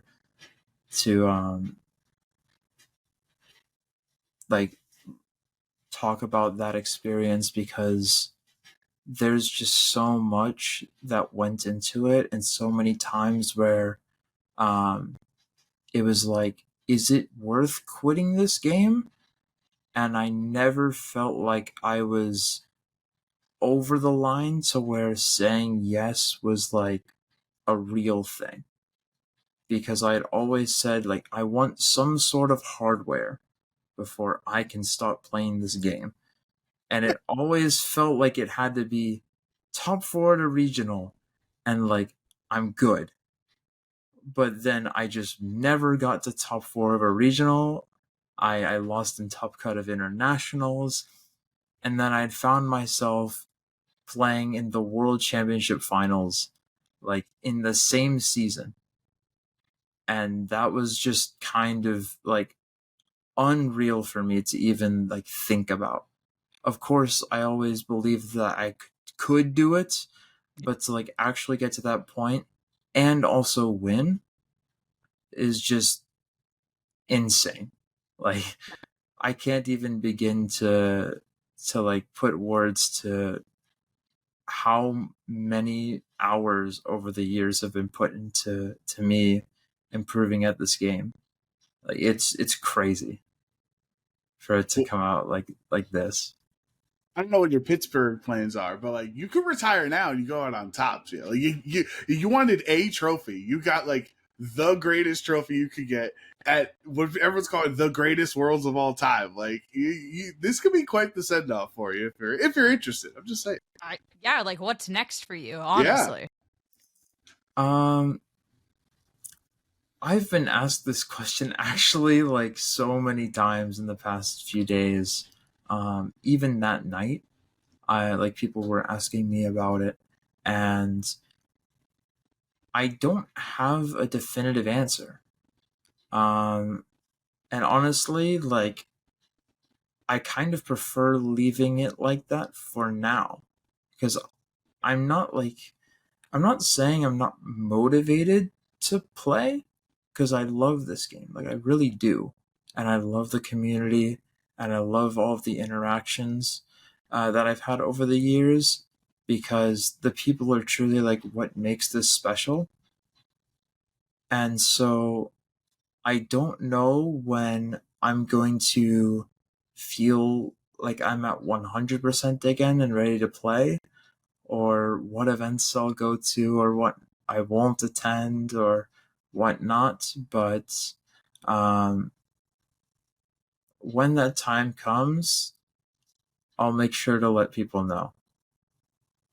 World champion coaching. That's what I hear. I don't know. We'll see. We'll see. I mean, you don't have to yeah. make the decision anytime soon. Yeah. Like you got the auto invite, so you can definitely take a very well-deserved break and kind of really make sure to figure it out. But you're talking about how many, like you got asked that question even that night. What happened after you were in the World Championships? Like you just get your trophy, walk off stage. Like we talked about after you make it to the finals, what that next 24 hours look like. Like what about after winning World Champions, being a Pokemon World Champion? Like what happened after that? Is it just full celebration? Is it just... I guess like I can give an entire rundown of kind of what happened sequentially. So like they had us receive the trophies, like we all went off stage, and then we immediately like had our trophies taken by judges, and like to me I was like, no, right? Like no, don't do this to me. You know, like I had like 3 minutes to hold this thing, and now I'm having to like hand it back over. And so the good news is they had us just like walk into the play hall area, and they had this like background which is now like the photo of the official photo that I was able to post. Thank you, Sierra. Thank you. Got you. And they took us there to get photographs, and then they took us backstage into the arena to grab all of our things. And then afterwards, they took me back to receive the rest of my prizes, such as the top 32 bag, hat, top 8 hat, and then the champion bag, the champion hat, and then all of the cards, top 32, top 16, top 8, top 4, semi-finalist, finalist, champion, and then number 1 trainer. I received all of those, and then I also received a Pokemon Home medal that says like I think it's like Worlds or like WCS 2025 Masters Division Champion or something like that. Where like I could scan it with my Pokemon Home app, and then I got that too. And then I kind of walked out with one of the judges afterwards. I thanked them all, like, because it was so crazy receiving all of this stuff at one point, and I couldn't even carry it all. Oh yeah, and then I also received like this too, which is the champion jacket. Sick, yeah. No, you got to show off that logo again. Show it off again for our audio listeners. This is a nice, cool black sweatshirt. Pokemon World Championship 2025, and it says champion on the name tag. That's a one of one, baby. And then there's like this Pikachu on the bottom with the pocket there. Oh, that is a sick jacket. And then like the interior of the hood is like lined with like constellations of Pokemon, which is cool. And then I mean I could show the back if you guys want to. The the sleeve says like Anaheim 2025 there. And then let me see if I can show the back for you. Let's see. Where so cool. it has Oh my audio listeners, you gotta go over to YouTube. You have to see this jacket. That is so sick. Oh my gosh, that is. What type of material yeah. is that jacket made out of? Is that championship material? Yeah, it is, I guess. Yeah. Like this was It's so cool. This was so crazy to like receive it too, because I saw Shohei in 2023 receive it and like walk around with it. And then I also saw Luca Cherubelli receive it and walk around with it the past 2 years, and that's when I started doing this stuff. And like to receive it on the third year, also it's like a little Machamp patch on this sleeve. Yeah. And like to now be the one that has it too is crazy. It looks so cool. And like if everyone wants to see like everything and like how everyone reacted when I like walked out, because they were waiting for like an hour and a half for me to get released from doing everything. I know Shoma Honami was like recording it all, and then like me showing off everything like that night to everyone who kind of got like kicked out of the venue because they're trying to like make sure that they could like clean up the venue from then on, because like the tournament was kind of over. I could tell like in the corner of my eye that he was recording it all. So it'll probably be on his YouTube channel at some point. I guess whenever it's live, you guys can like link that below. I can like find it and get you guys to link that below for people if they want to see it. Yeah. Because that was like really, really cool to be able to show everyone that like all of the actual like hardware of things that I'd worked so hard for. And of course the trophy like in the box. And I was not gonna take that out of the box then and there. Absolutely not. Nope. And neither did I even mention the cards to anyone.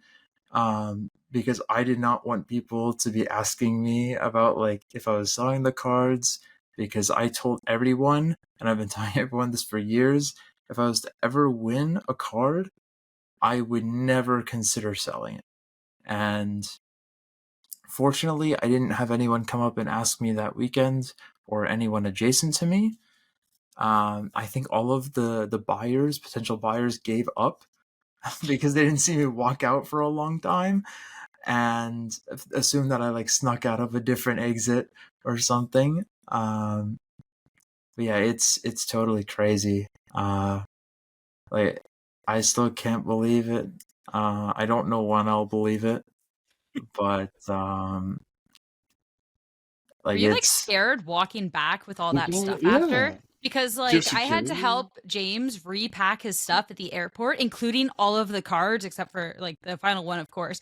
And he hands me all the cards, and I'm like, I got all of this. I was like looking around, like holding on to them with my dear life. I was terrified. And like, what about you to get all of the home after you're walking out of the venue? Because like that's so much value, like especially like heartfelt. Fortunately, there weren't too many people around, and like almost all of them were people that I was like staying with and knew pretty well, or like people that I'd known for a long time that I wasn't staying with. And so I had like a fair like I could trust everyone that I was kind of like walking around with, like besides the people I didn't know that were just like watching like me show it all off, which was fine too.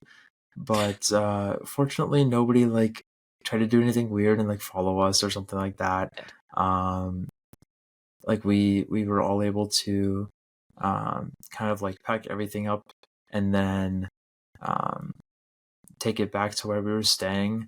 And at times, like even when we went to like Disneyland and California Adventure the day after, I thought like, please don't let anything weird happen to anything when I'm gone, because like I can't do anything better than to leave it here. Like please just don't let anything weird happen. And fortunately, like when we returned, like everything was how I left it. So And I also like kind of got to sleep next to everything that final night, or the final 2 nights. So that was like pretty cool too. And people are like joking about like, oh, are you gonna hug the trophy to sleep? And I'm like, I'm not taking it out of this box. Like, I'm not risking anything with this. Like that would be far too crazy for me to even consider. Yeah. 100%. I mean, so thankfully, nothing weird with the merch. I want to know then, though, because you're taking like nobody thankfully following you or anything. But I want to know like how people have reacted to you, just like general like fan base, Pokemon fans that now just watch you win the world championships. Because after you won and were able to go to the crowd, be with your friends for a little bit, started like their people started coming down from the stands to say hi, take pictures, get you to sign stuff. So like what was that experience like even or even into the next day? Because there was pictures somebody posted of you at Disney with people stopping you there. Yeah, right after that we had at least like right after we had played the match, we got to like sit in the seats right next to like our small group of like guests that we got to bring in. Originally I was under the impression that they'd be backstage. So I selected people that were like most vocal in the preparation process for that reason. So that's why I had the people that were there. And then kind of like after I got to sit down, I remember that Teotime Maso or Teotime Maso, I apologize if I'm mispronouncing that. But he had like an incredible season and I played him in top 16 and like he came over to me and like we got to hug each other and like talk for a moment and that was pretty cool to see that like someone I had played very deep into the tournament, like the mutual respect that came with that. And like he was very happy to see me win. And like it was awesome to like get to talk with him again too.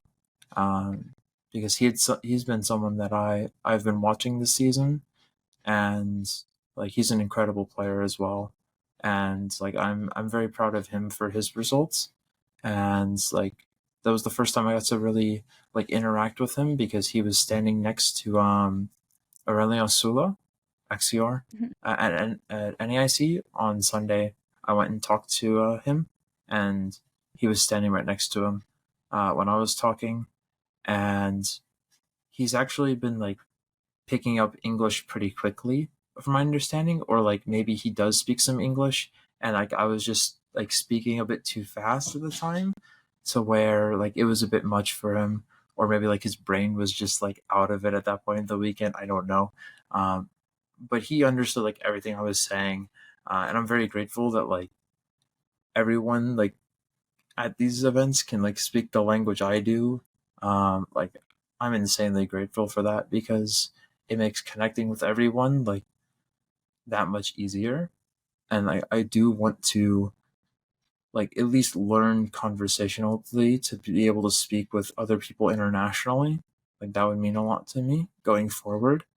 Obviously that's like a pretty big thing to do for like a number of languages. I don't know like which ones have the most English speakers or which ones don't, but I want to kind of commit some time going forward to be able to do that because thankfully everyone like there was able to like speak enough to me and whatnot. But like I've also had moments of people just kind of like recognizing me, like waving at me, and then like asking for a photo, and like that's Get that, used to it. Yeah. right? Yeah, yeah. But it would be also great to like be able to connect with these people too, right? Because like everyone has this story to them, um, and like there were maybe 20 to 25 people who came up and asked for like a photo, and then like people who asked for like autographs, and then like another number of people that were asking for both. Um, and like people asking me to like sign their badges and like their world's notebooks. Um, and I've already told like my parents, like, we're going to need to sit down for like an hour and like practice my autograph. Um, Yes. because like if that's going to happen in the future, and like I don't say that as like, oh, I'm like expecting to give out signatures because Like that's just not it. But it's kind of something that like I always should have been able to do. But like my signature is like okay, like it's passing. I'll say that like it's passing, but it could be like better, and I want to make sure that like I'm giving people something like that they would like really want. And everybody was saying like, oh, that's perfect, that's perfect. But like I know it could be like a little bit more clean, so I'm gonna have to sit down one of these days in the near future and like get to that, because I like love that. before I go back to like an event, in case of like people are asking for that, because it could happen, like I don't know. um Fortunately, like it doesn't take that much like self preparation for a photograph, so like as long as I'm looking okay, like sure. um because like I had this sort of concern for like the longest time of like being on the internet in like a number of ways, or at least like I wanted to make sure that I was going about it in an appropriate manner, and like being responsible about it, because like a lot of other people kind of have a very similar thing, um, that like have these platforms, right? And like now this, I don't want to say it's like shoved onto me, but like it is now, it's a change, right? It's different from how it used to be. Even though I feel like the same person, like things are going to be different, and like I like my life is never going to be the same again, of course. Um, like I accept that, even though it like hasn't fully set in, and like at this point, like I'm gonna have to just adjust to it and accept it. But I also don't want to like change as a person, right? Like I'm still Yeah. the same person at the end of the day, and like we're all humans, so I want to make sure that like I feel like also the like winning the tournament grounded me even more as a person than I did before, because I definitely feel um I think a little bit more aware of others as well because of it. Um and like I feel like that's a great thing for me, at least.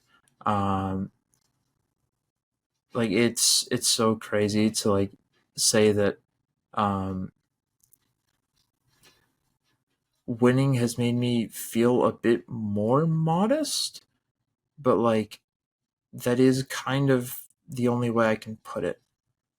Um, because like I'm grateful for like so many things like in this community over the years, and like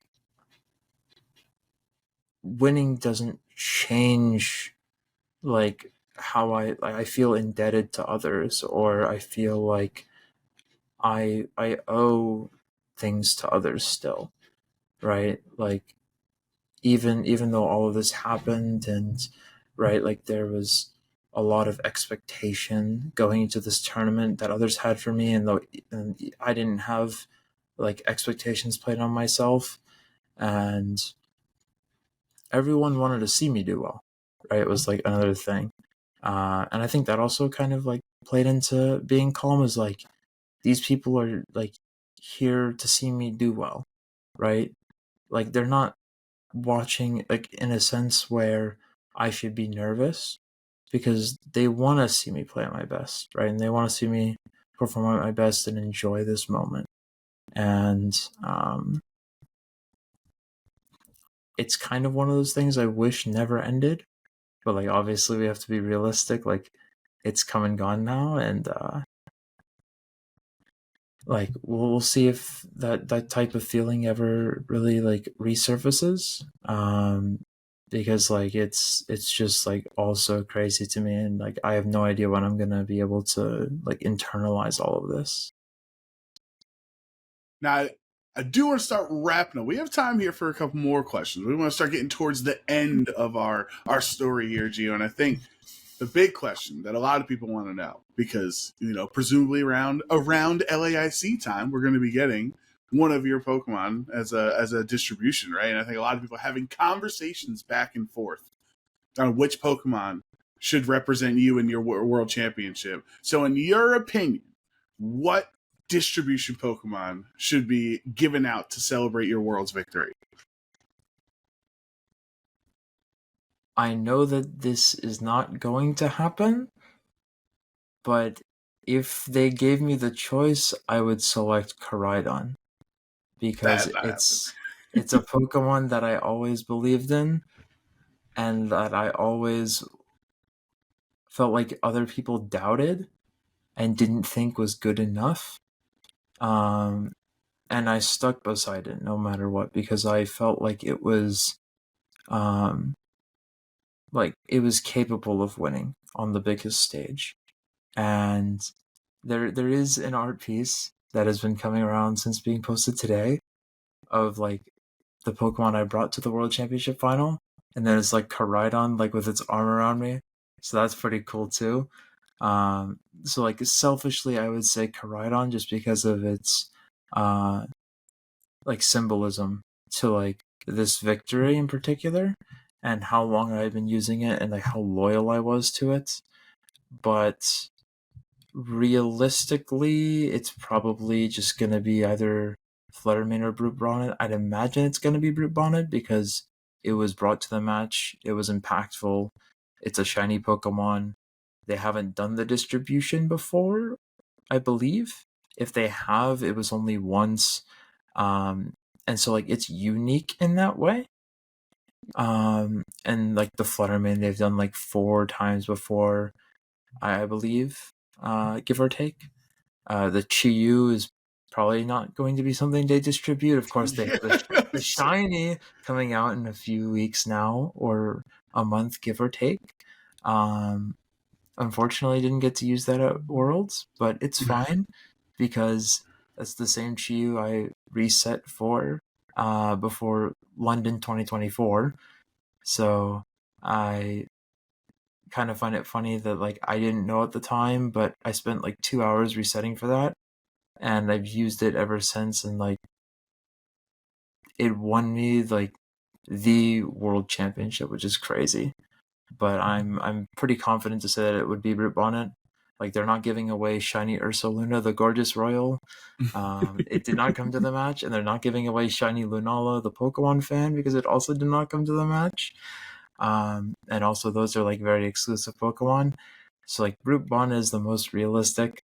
I would be a bit disappointed if they chose Fluttermane, because like both are Paradox Pokemon, and like the Fluttermane's been done so many times before. I demanded fan art of you and Fluttermane. That's what I want.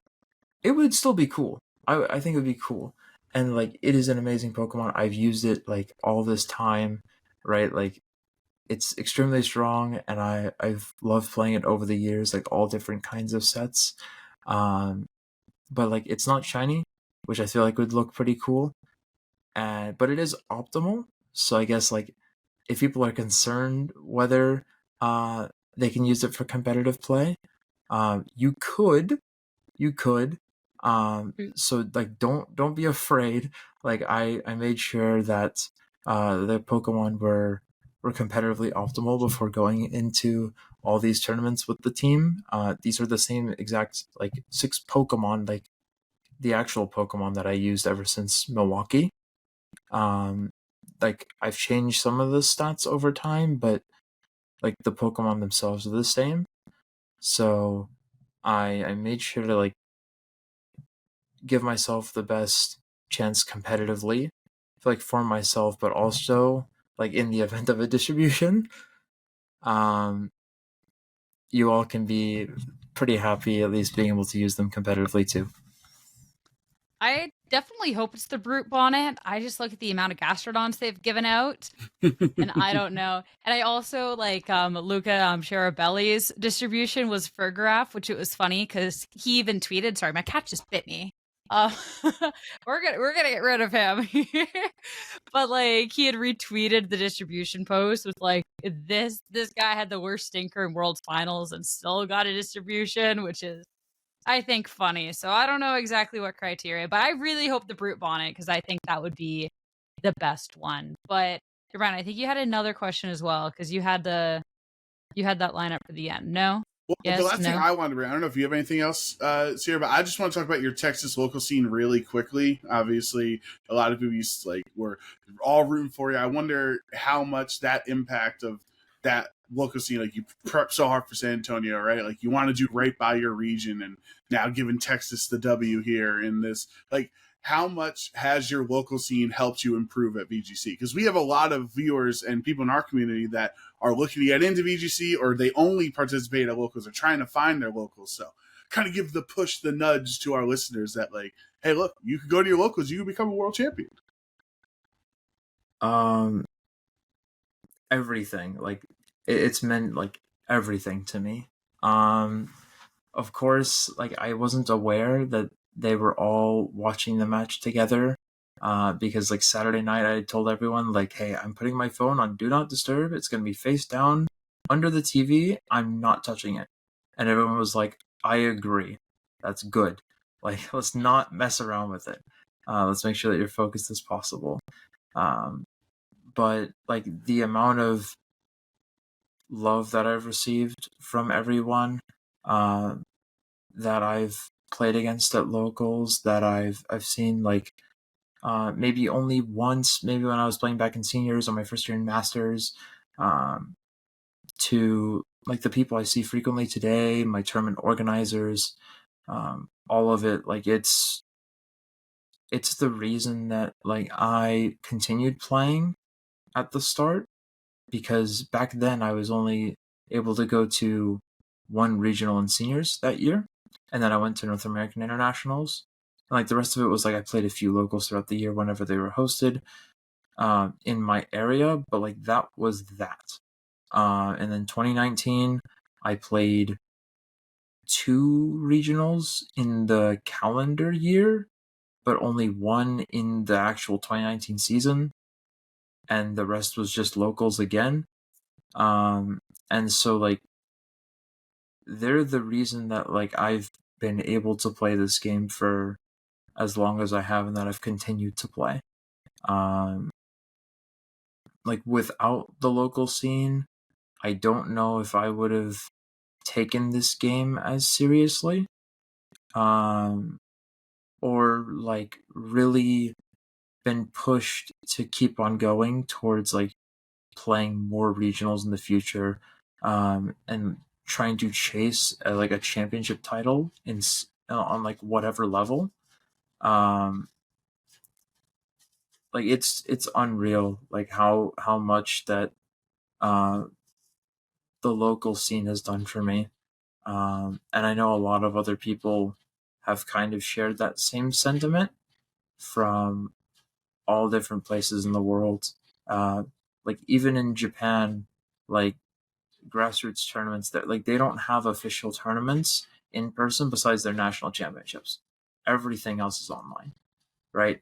And they all still play like grassroots tournaments like fairly regularly, like every like couple of months, or like similarly, because like they have an unbelievable like passion for the game.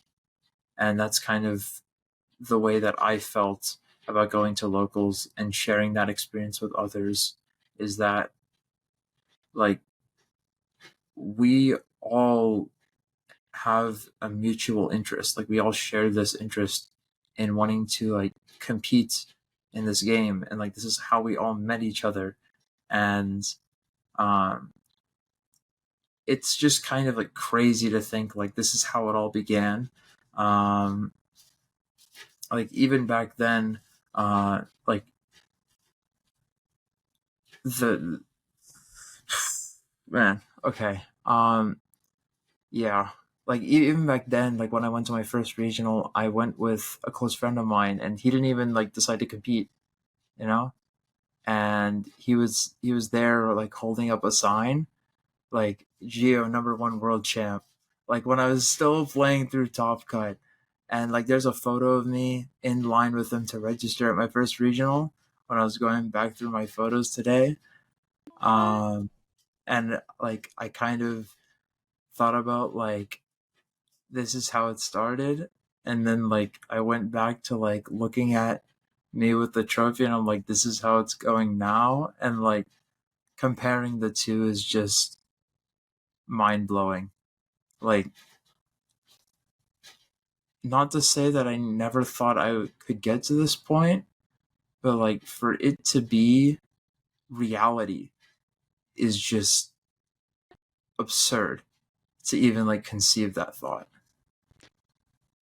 I I love that you talk about like how much the locals mean to you too. And this isn't really so much a question, but of course when the community watched you win, right? 'Cause they're all watching, they're cheering both of you on. As soon as you won, they start typing questions, just hoping that you'll grace the Oka podcast with the world champion presence. um, but I wanted to share this one with you. Not so much a question, but Aqua Warrior said, "Thank you, Gio, for being so kind and welcoming to me at San Antonio 2025.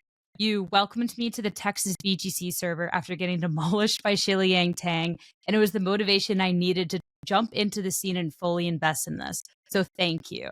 And I thought that you would maybe want to hear that, considering you're talking about how important that local scene is for you. And you've then contributed to someone else being able to invest into it and have an experience like you when you're starting out. So, yeah. Yeah, I actually like remember sitting right next to him when it happened too. And like when I had heard before the round, like as he was introducing himself to Shiliang, he had mentioned he was like from Texas and that it was his first event. And I like met two other people at least like in my tournament run that were from Texas that had like never played at an official tournament before. Um, and like I still remember all of them, like very vividly. Like it's very cool to have that um, kind of scene where like there's still new players every tournament, and I had people for me when I was getting into it that got me associated with a lot of other people in my area and got me into this community to start showing up to like local tournaments and get involved and feel welcomed. And so I feel like it's my responsibility to like pay that forward, um, because other people were there for me when I was looking to get into it, and I feel like it's a responsibility of mine for like every event forward, um no matter what. Like if someone's from my area, like I should, like, not that I personally should be the one, but I want everyone else to feel the same way that I was welcomed as well, because everyone else showed me that kind of respect and love when I was getting into it, and so I want those people to feel it as well, you know. And so Yeah. like to know that like those other people um like consciously are thinking about me too is pretty cool too, because um like I want them to know that it's like it's bigger than one person, right? Like that's what this community is about, like that's what it stood for the longest time. And like that is truly the one way to experience this community, is like there is this interactivity that is like so rare in other scenes on this level. um, and it's like it's really what makes our game like our game, um, is that like not many other scenes are really like this in this way, and like especially supportive to this extent. um, and so like I want to make sure that I'm doing like my job as well as a player of my area to make sure that others like get to feel the same way that I did. I love it. Yeah. No, that's nice. Cause I mean, like you said, like that's how, I don't know, just people to get involved and be able to experience that. So I don't know. I think it's really cool to hear just like at any sort of level like that community, which is really, really nice. But yeah, I think we have held up so much of your time. You've just said No, there's been it's so much okay. to talk It's to you okay. about. I think last but not least, and I'm going to say this before I toss to Joe Brown for the question of the week, is first off, just like want to thank you for all the insight, because I think a lot of the things with the community and the mentality mindset is going to be something that a lot of people can take away from, especially being able to see your story. And again, it's not one that was always on broadcast, but it's a story that still has really been developing behind the scenes, right? And to be able to see where it's taken you. And I think that is just truly inspirational for a lot of people out there. And I think that's really, really nice. And you also, at this point, I know you said you wanted the one hardware with the trophy. I think you have to win a medal at some point so we can interview you again, because there is still stuff that I wanted to ask you that we're not getting the time to. So I think you need to get the medal so that we can really make sure to dive into that. But I think Joe Brown, you have the one final question, the palate cleanser, because I know there's been some roller coaster emotion up and down to be able to end off the episode. Yes, exactly. So this is our question of the week. If it's your first time watching the OHKO podcast, at the end of every episode, we have somebody from our Discord community ask us a burning question that they would love to know our answers on, our thoughts. It doesn't always have to be Pokemon related. It doesn't have to be competitive or VGC or anything. This is still Pokemon, but it's not VGC. So it's a little more fun here, Gio. Sure. And if you ever have any questions, you can join our Discord, link in the description down below. Answer or ask away in the question of the week channel. This is from Lebanon Don, who would like to know. We've had a conversation going on in the Discord, Gio, about worlds, all the worlds reveals in Legends ZA. They're not showing us enough Pokemon. And I know by the time this episode airs, we're going to have the new video, and we'll talk about that next week, obviously.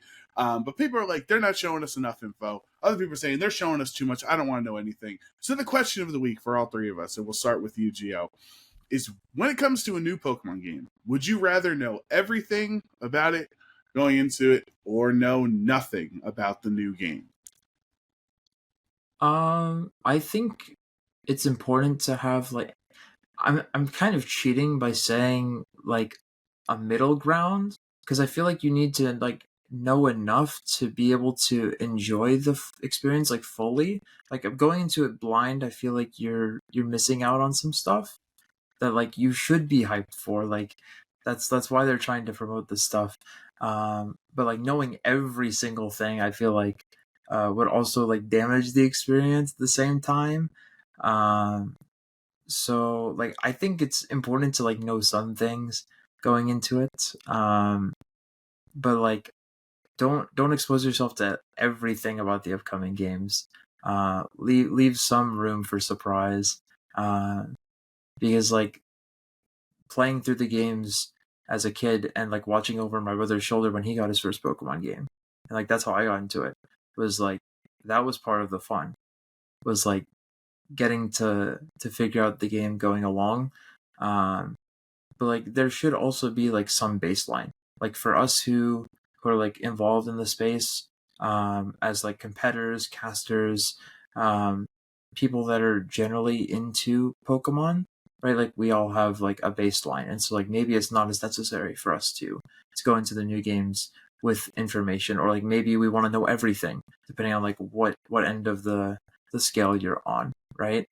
But I think it would be good to like know some things and then get to like figure everything else out like along the way. I'm really looking forward to ZA and Champions. I think both of them are going to be phenomenal games.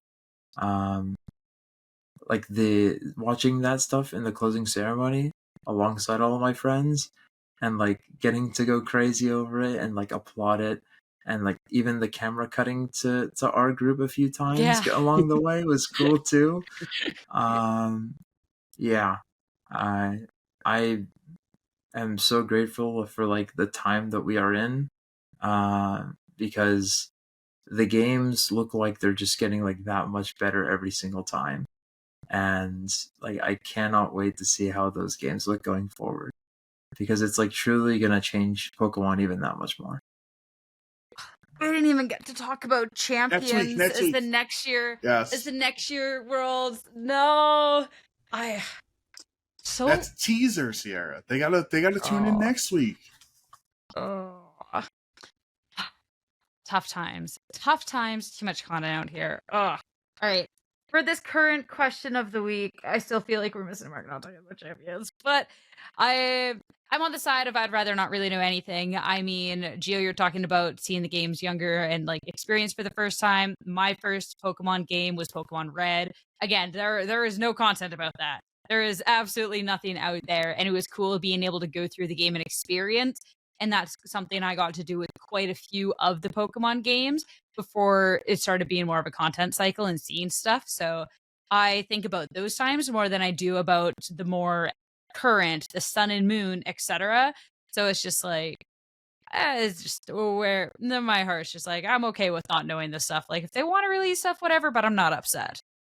See, I'm on the polar opposite end here, and this is why the dynamic works well for the pod, right? Because when I say everything, I don't mean spoilers. Obviously, we don't want to know who the secret bad guy is, or any story implications. That's not included. As we said, we had a conversation in Discord. Like knowing that Berserker exists is not the same thing as knowing the plot twist that Chairman Rose is secretly evil and trying, all the whatever, right? So those are two different things of knowing everything. I think personally for me, it doesn't do anything for me to not know a Pokemon exists and then I see it and I'm like, oh my god, you know what? Now it's a 10 out of 10 game. I was going to give it a 9 out of 10, but because I didn't know Toedscruel existed and therefore I found it in the wild, now it's a better game. Like it's a cool moment for me.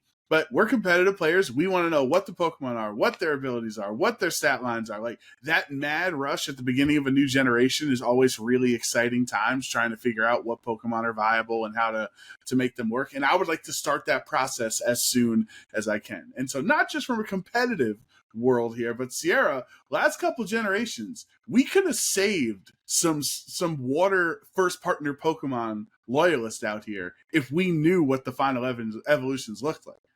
No, but you went into Sword and Shield with your cute little Sobble, unbeknownst to you, the terror of Inteleon that was waiting for you when it evolved. You go into Quaxley, and you end up at Quaquaval. I'm just saying, if we knew all these Pokemon, we could have saved some people with their starters. I have to pick the water starter every time.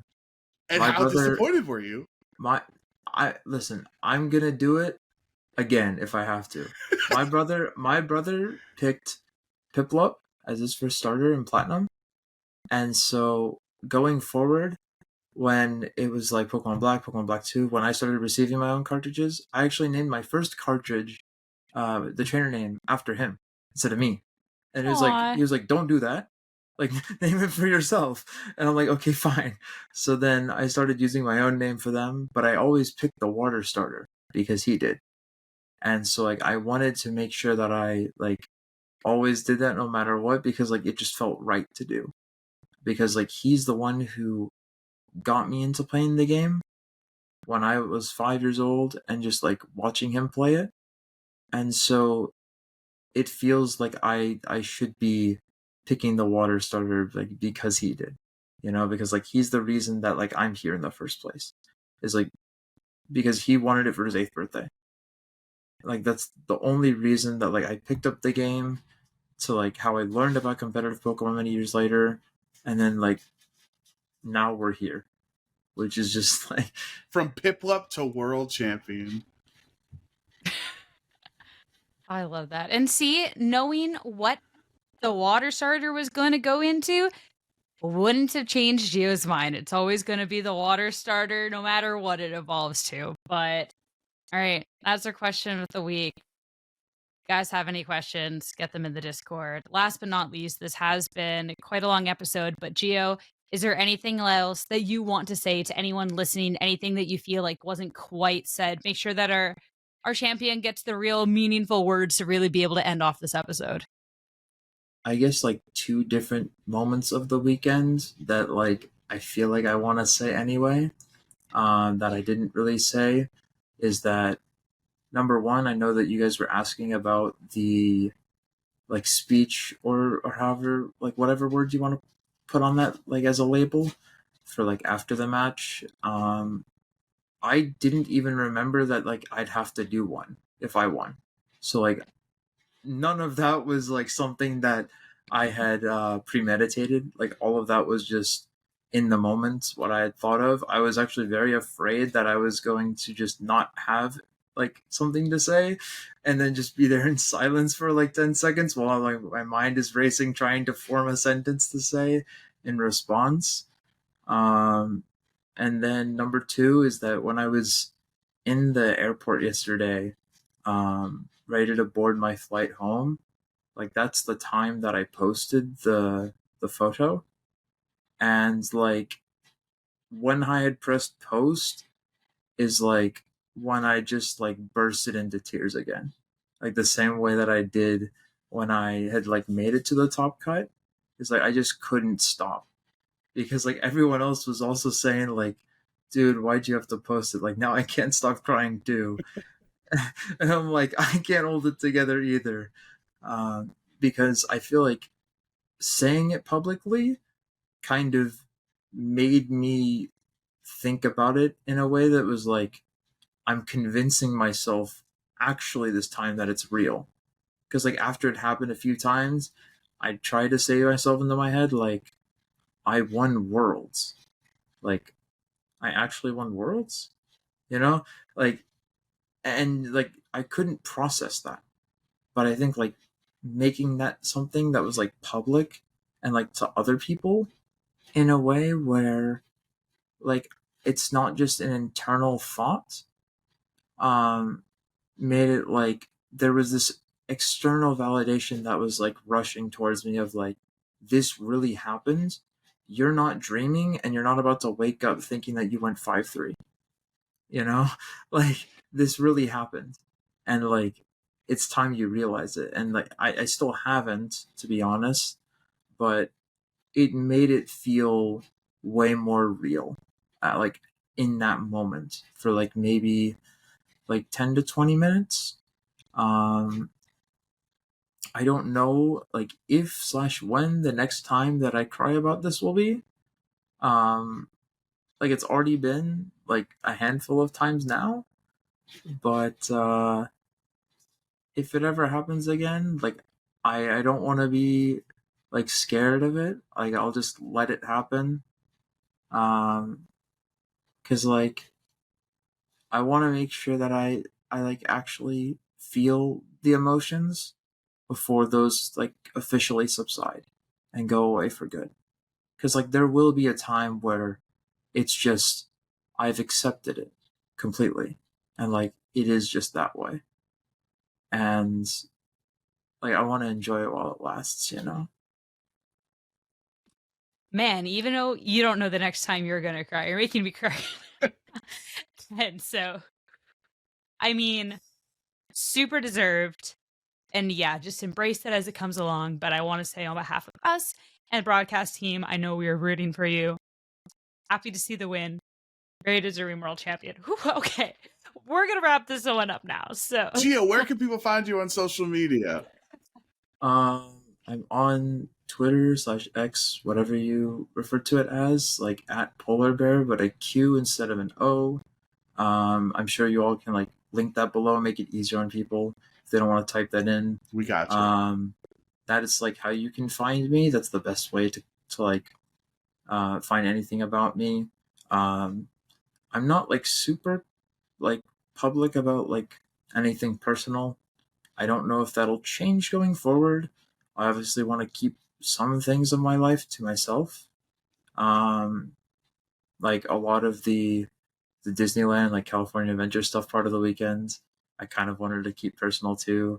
And I also like refrained from posting up until like Tuesday. That was partially because I wanted a really good photo, but like partially also because like I just wanted to enjoy my time in Anaheim until I left. Because like those are like people that I don't get to see, but like a number of times a year, you know.